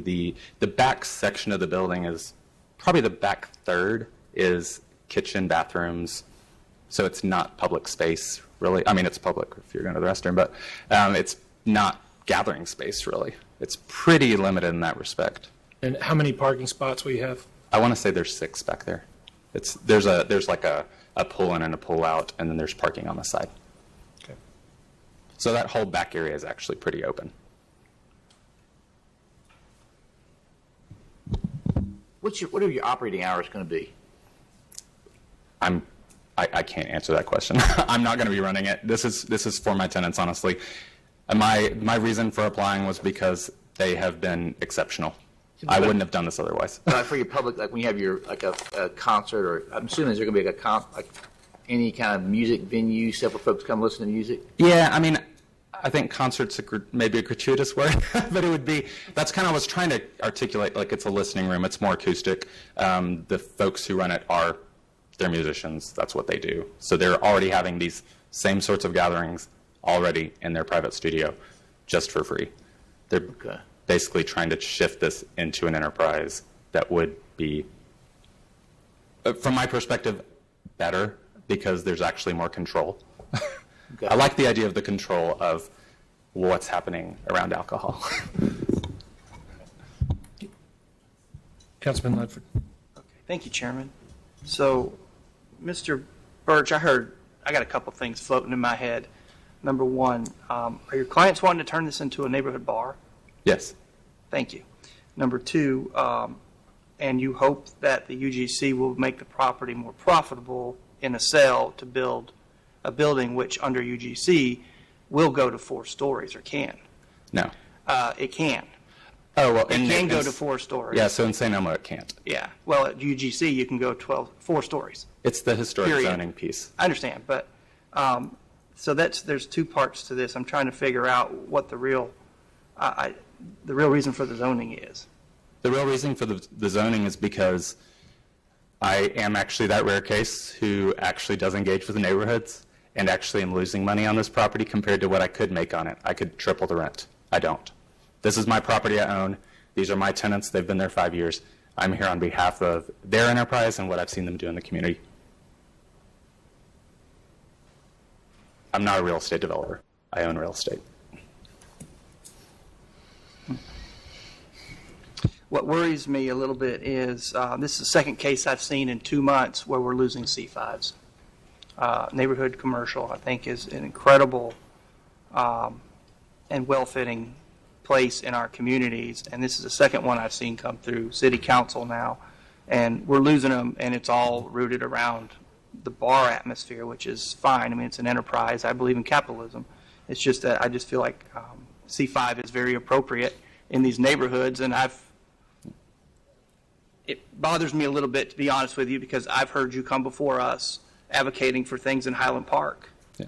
And I have to question whether or not, if this was in your backyard, given what I've heard from you before, considering other cases in Highland Park, would you do this? I've supported the same sort of things. And maybe Highland you Park. would. But I've heard you on a different occasion. So I'm real worried about C5 and losing that in these neighborhoods.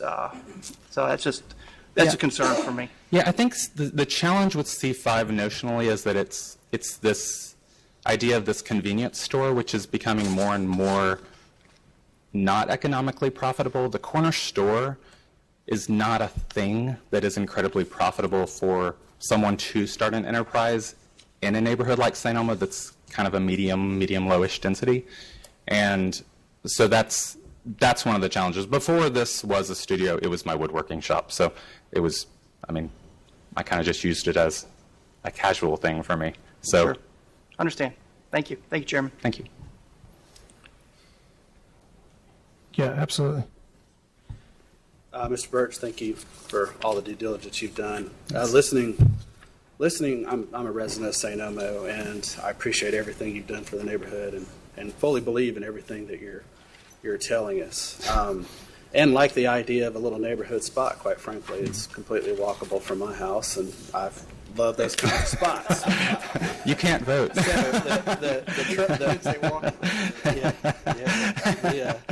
The trouble I have here is we're talking about a use and not, the appropriateness of the zoning, which we've mentioned several times today. Yeah. And if you were going to own that property forever and were willing to sign that document and run it that way, I would be more willing to move on this. But the implications of UGC at that spot, with being so close to other residents, concerns me deeply. So I'm very hesitant to vote for this. So I think one thing that's interesting when you look at that second map, the reason I provided that is because the way that the commercial properties are clustered in St. Elmo, you have your downtown, you have your entrance, you have your kind of middle section, then you have your rear section. This property is half a block from all manufacturing. So, and within the same block down, there's additional C2. From my perspective, C2 or UGC provides the use for what I'm looking for. The only reason I applied for UGC was simply the lot line. That was it.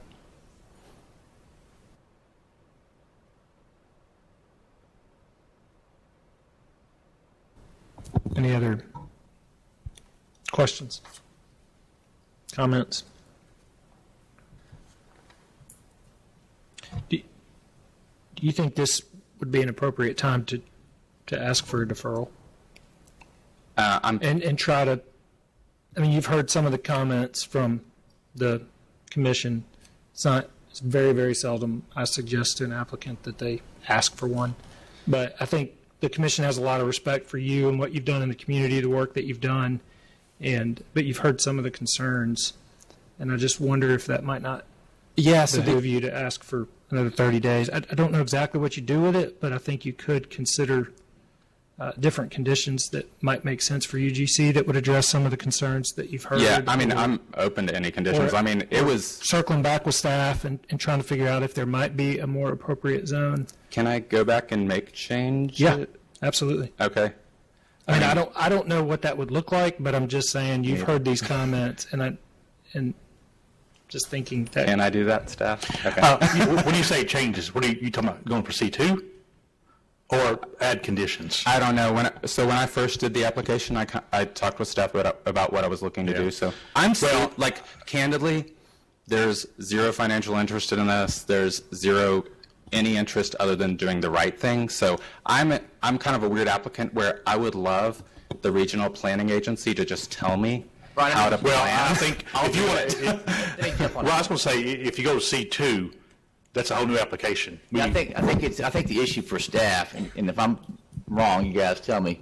We debated this for quite a bit because there are pros and cons. I think ultimately for us it came down to operating hours because of the adjacency of residential and the wider range of uses that can be in a UGC that would cause more nuisance situations. Did I miss something? Is that pretty much? I think that's it. So I think. So I guess as you think about what could change in the next 30 days or here, I think that's what we're looking at as staff is more because there are situations in the past where we hear the word entertainment venue, nuisance issues arise, and so I think we were thinking about that in terms of hours of operation and then just all the uses that go into UGC that may not be appropriate for that location. Yeah, it'd be a list of conditions. I don't think it would be new application for C2. That causes more problems. You have to withdraw this case and then do it. I would accept them today if you propose them. I mean, the challenge is there's not a great zone for what they're looking to do. Well, what we would prefer as a planning commission would be to have those conditions in advance of this meeting with a recommendation to approve with conditions. That's what we would be looking for. I'm not guaranteeing anything in terms of what the planning commission would do, but I've done this job for a while, and I normally know how things are going to vote out, and I'm not so sure that you're going to get an approval. No, totally. And I think it could behoove you to ask for 30 days. 30 days appropriate enough time to do. Based on, I'm hearing two groups of conditions. If I'm not mistaken, I think that we discussed conditions while we were discussing this case, and so I think we have some of those thought up that we could easily contact you with. So. Yeah. I move to defer 30 days. There we go. Now we just did it to you. Yeah, thanks. We have a motion to defer for 30 days, and I think it was seconded. Any discussion? All in favor, please indicate by saying aye. Any opposed? Motion carries. Cool, thank you. Thank you, Emerson. See you next. Next case on the agenda is case 2020-0014. It's located at 1915 South Greenwood Avenue. This is an application to rezone M1 manufacturing zone to R1 residential zone, and it has a staff recommendation to deny the applicant's request and approve an alternate request. Is there any opposition present? Yes. And is the applicant present? Really? Okay. We'll hear first from Mr. Schultz. So we'll hear from Mr. Schultz first, and then surely the applicant is actually here, and just didn't realize I said that. This is a request to rezone the M1 manufacturing zone to R1 residential zone for 1915 South Greenwood Avenue. Purpose is a single-family detached dwelling. It's 0.16 acres in size.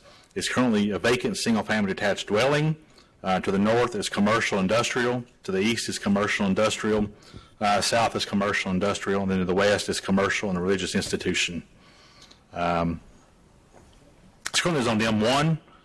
To the north is M1 manufacturing zone and R2 residential zone.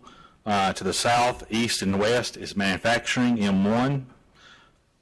There's been no recent zoning history on this particular site. There's no R1 zone property near the site. You do have to the north, 2 parcels up, R2. There's currently no adopted land use plan for this particular area. However, the subject property does fall within Area 3, which is currently in its final draft and adoption stage. So we're relying on the Hamilton County Comp Plan, which recommends development intensity level 4, which is typically moderate to substantially populated and developed areas that include a wide variety of residential uses and medium-scale commercial industrial development. Compatibility with adjacent land uses. The site is surrounded primarily by commercial and industrial uses with some scattered residential uses throughout the neighborhood. There is a possibility of introducing nuisances to the residential structure if the R1 residential zone is approved because of adjacent higher intense uses. We also looked at compatibility with adjacent development form. The surrounding development form is a mix of small and large-scale industrial warehousing structures with a mix of single-family and multifamily housing. But because the proposed development is the reuse of existing residential home, it is compatible with the surrounding development form. Staff is recommended to deny the applicant's request, but recommend O1. This existing residential structure is historic and has been in this location since 1925. Prior to adoption of zoning ordinance, the structure has lost its non-conforming grandfather protection because it's sat vacant for more than 100 days. So in order to allow the continued use of this historic structure, which is a residential dwelling, and to allow for more compatible zoning with adjacent M1 zone property, staff recommends to deny the R1 and recommend O1.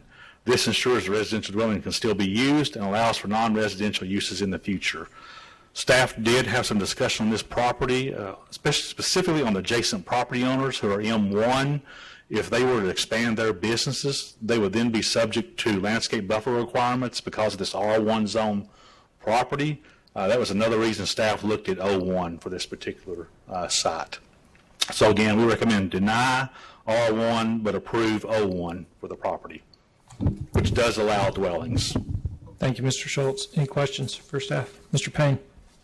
Was the applicant here?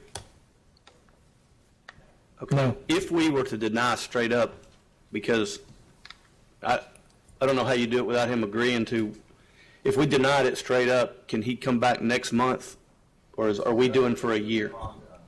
It goes on to city council. Ultimately, city Whether we council. deny decision. or approve. Okay. Then to deny the city council Mr. has Penn, 9 months. Would you like to make a motion? Second. We have a motion to deny, and it has been properly seconded. We're happy to hear from you. But just so you know, the Planning Commission has made a motion, and it has been seconded to deny the applicant's request altogether. Normally, that's good for opposition, but maybe not. So what you're saying is I should wait until you deny it and then save your time in the right time. Is that correct? Maybe, even though you have sat here all day, and we want to respect the fact that you have. But it'll go on to City Council. And so if you'd like to save your comments for City Council, it might be more appropriate.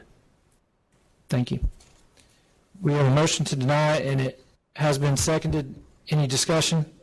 Clarification, is this with the conditions or just straight up denial? This is straight up denial. It'd be good for the record moving forward, kind of communicate with council. Just kind of get it quickly. The staff's thought was, how do we comment the residential use without having a negative impact on surrounding manufacturing? That's why I recommended 01. Is the concern, so maybe kind of say, is there concern about even that? I agree with what staff said. I just don't, I hate doing this without him being here. There's no one here to accept your recommendation. I just don't. The property owner is not present to a rezoning. I mean, your concern is that the property owner is not present at a rezoning. To agree that maybe 01 is the perfect solution, but it may not work at all. I'm assuming it would, but I think you ought to be here to take the recommendation if this is mine. And I would assume he has the right to do that at City Council. That's what I'm. So can you amend your motion to deny based on, just add the reason, which is the applicant wasn't present, so that when it goes to City Council, they understand that the reason was because the applicant wasn't present. There you go. I wish you'd say that more often. I need to take you home with me. That's nice. Any discussion? All in favor, please indicate by saying aye. Any opposed? Motion carries. So, sir, this will go before City Council on February 11th. I just want to point out that there was a fire in that building over 4 years ago. So that will be a Herculean effort to save that building. That will be more work, more money than building a new house or a new house. Anyway, thank you very much for your action. Thank you. Councilman Ludford. Sir, on this case here, hi. Have you discussed this with Councilman Byrd yet? Okay, I would really, really highly recommend you get in touch with Councilman Anthony Byrd. And his information can be found on our City of Chattanooga Council website. And reach out to him. Thank you. I will talk to him as well tomorrow, but that would be great if you reached out to him. Thank you. Next case on the agenda is mandatory referral 2020-0002. It's located at 2754 Canacita Drive, and it's an acquisition of property. So it has a staff recommendation to approve. Is there any opposition? We have a motion to approve, and it has been properly seconded. Any discussion?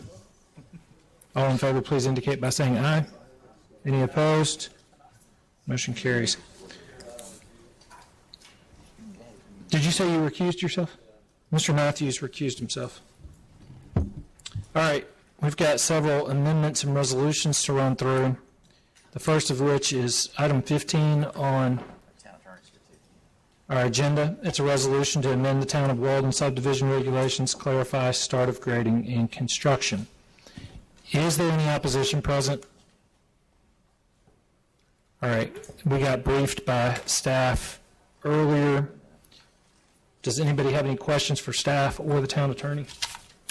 Mr. Farmer.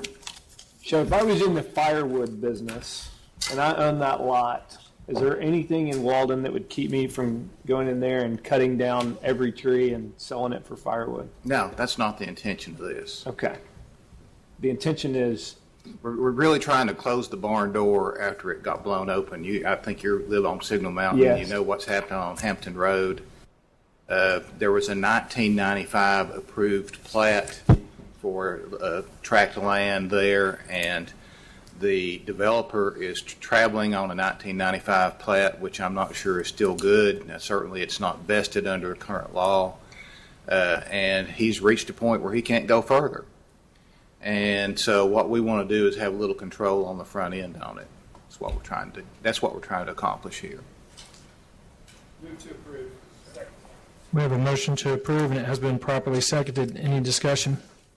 All in,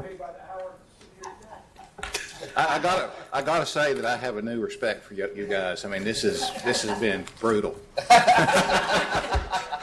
it can get worse. I understand that. This is a good one. I don't think I took a vote. All in favor, please indicate by saying aye. Any opposed? Thank you. Motion carries. We have item 16 on our agenda is a resolution to amend the Hamilton County zoning regulations to clarify minimum lot size requirements in the zoning district for lots on septic tanks. We have a motion to approve, and it has been properly seconded. Any discussion? All in favor, please indicate by saying aye. Any opposed? Motion carries. Item 17 on our agenda is a resolution to amend the Hamilton County subdivision regulations to delegate review and approval authority of final plats to regional planning agency staff pursuant to section 13-3-402C of the Tennessee Code annotated as amended. Second one. What's the will of the commission? We have a motion to approve, and it has been seconded. Any discussion? All in favor? That's the final plat approved. Oh, next one. All in favor, please indicate by saying aye. Any opposed? Motion carries. Next item on the agenda is item 18, a resolution to amend the Hamilton County subdivision regulations to establish a pre-submittal requirement for major subdivisions. Is 30 days enough? Can we do it up to 60, and that way you come back, so that way we can, I want to hear from Todd in his office. I want to make sure we're not. Can staff suggest 60 days? Because I think next month we've got to have this subdivision one-on-one discussion, and from that, come March, you may be ready to go with it. As I was saying, I moved. We have a motion to defer for 60 days. It has been properly seconded. Any discussion? All in favor, please indicate by saying aye. Any opposed? Motion carries. Item 19 on our agenda is a resolution to amend the Hamilton County subdivision regulations to require secondary point of access for subdivisions with 200 or more lots. What's the will of the commission? We have a motion to approve, and it has been seconded. Any discussion? All in favor, please indicate by saying aye. Any opposed? Motion carries. A resolution to amend the Hamilton County subdivision regulations to require sidewalks to be designed to TDOT roadway standards, concrete sidewalks in the American Disabilities Act accessibility guidelines. Any discussion? We have a motion to approve, and it has been seconded. Any discussion? All in favor, please indicate by saying aye. Any opposed? Motion carries.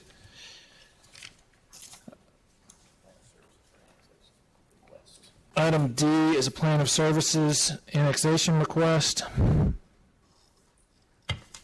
Any discussion? I can give a real quick, short, if you need it. We were petitioned by a property owner to annex a parcel next to an existing apartment complex. It's been reviewed by all department heads, submitted a plan of services, reviewed by staff. This is a small. Yeah. We have a motion to approve, and it has been properly seconded. Any discussion? All in favor, please indicate by saying aye. Any opposed? Motion carries. Item 21 on our agenda is a resolution adopting the written report of proposed plan of services for proposed annexation for property located at 56. We just did that. Yeah. You want to do it again? All right. We do have a time on our agenda for public comments on non-agenda items. Mr. Farmer, now would be a great time. Is there anybody here that's got any comment on non-agenda items? Mr. Farmer? I'm a bit of a broken record on this issue, but y'all all heard me before. We used to have a tool that was a special permit for duplexes, and then we took it away. And then so now the mechanism is you have to rezone the property from R1 to R2. And when we had the special permit, you did not have to go through the rezoning. We heard the case, and oftentimes, most times, we met the homeowner or the property owner, and I can recall occasions where we denied it. I can recall a lot of occasions where we approved it, and it went on, and it routinely failed at City Council, and I think City Council sent a message back saying, would y'all please stop sending the special permits down there? We're against duplexes. I've talked to a number of people on the City Council. I think that in some aspects nothing has changed, but I think in some council aspects things have absolutely changed. We have I think a borderline affordability crisis in our town, and it breaks my heart to see all these vacant duplexes sitting here. And I get that some of these owners come in here, they don't understand the rule, they were naive, however, but to be able to put these units back on their rent rolls is, to me, crazy that we don't think about doing this. And what I would like to do is, and I would love if it was unanimous from us, is to send a request to the City Council to reactivate the special permit for duplexes. That's it. Does staff have a application and process in place that you could roll out, or do we need to actually instruct you all to wrap that up and give us, because I think what really, and I don't know if you put that in the form of a motion, but I think what we need is we need staff to give us the application, and once we have that, we can. John can correct me if I'm wrong, perhaps maybe next month we can bring that tool back to everybody that we used to have. What I would say, to kind of, so we don't do this a full circle and nothing happens, this is my thought, and you tell me if I'm wrong, is we can basically bring the same tool up to Planning and Zoning Committee in February at City Council and ask for a resolution formally to bring it to you all, because we don't want to do the same thing where we create the tool and it's never implemented. So my thought would be is we would bring that same tool before City Council at your February Planning and Zoning Committee meeting, get some deliberation, ask for, say, it'd be good going into that meeting, say what the Planning Commission voted so we can bring that information to bear at the February meeting. So I do think it'd be good to have a formal action or recommendation from this body on the record. Yeah. That we can take that into the City Council briefing. Well, Commissioner Farmer's right. I mean, we had, I think from memory, 13 or 14 of these special permits, and every one was always denied at council. So, we were taking applicants' money for these permits, and they were always getting denied. So, I mean, they're still denying them. They're just denying the zoning change. Yeah. At some point, but I would like to open up that discussion with the current council. I mean, I think that's the only thing that we have available to us, is to at least open up the discussion, and if your committee's against it, I understand. Would you be willing to come talk to us? Yes, absolutely. We could have it. And I would recommend staff there'd be some kind of formal, if it's okay with the chair, some kind of vote for PC saying yes, bring this to council. No, we've got that as part of the public record. Yeah, that makes sense. So you'd bring this in February to City Council for their consideration, and once we get their endorsement, it's to you all in March. Are you saying, John, we need a resolution today directing us to do that, or? I think we just got to vote today. Say yes, we agree, concur, bring that. And I think that's something that you can bring to bear to City Council. All right, everybody's heard the discussion. Any questions? Is there anybody that has any objection to the idea of moving this forward to council and council taking a look at it? I don't have an objection, but I actually have a question. I think, is it fair to say that you think, Mr. Farmer, that the special exceptions would give us more latitude? I mean, because the example today, we just approved it anyway. Yeah, but special exceptions is easier, right? Yeah, I think it's easier, and I think it's a bit of a slippery slope when we are rezoning things to R2 that we don't necessarily have to. Mr. Payne. This may, my understanding, and maybe this, I guess I was wrong on that event space, and this was a similar, I thought this special permit was something that could be revoked. And the difference between zoning, at least in my mind, was if there was an abuse, it was much easier to revoke the use. You can design either way. My only caution would be typically when you have a revocable permit, it's a use that can easily revert back. I don't know if you got a duplex and you get it, having a reversionary clause, it may be a little more problematic. Probably this is somebody's home they're living in too. So yeah, but the problem is they're duplexes.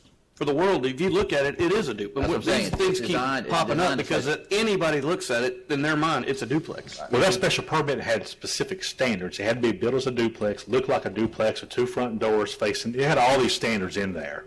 Right. You had to, I think, have neighborhood meetings, I believe. There's a lot of requirements in that permit. Just in my mind, because if you aren't real careful, there was a reason that they revoked them in the first place, and it was because of the usages were bad and the neighborhoods were fighting them. So I would at least think you should give them the tool.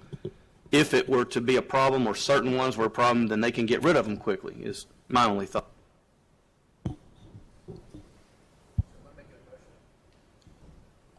Sure. I think so. I would move that this body recommend to Planning and Zoning Committee a special permit consideration for duplexes. We have a motion and a second. Any discussion? All in favor, please indicate by saying aye. Aye. Any opposed? Motion carries. Can I get approval of the Planning Commission minutes of December 9th? We have a motion and a second. Any discussion? Say aye. Aye. Thank you. Can I get a motion to adjourn? Say aye.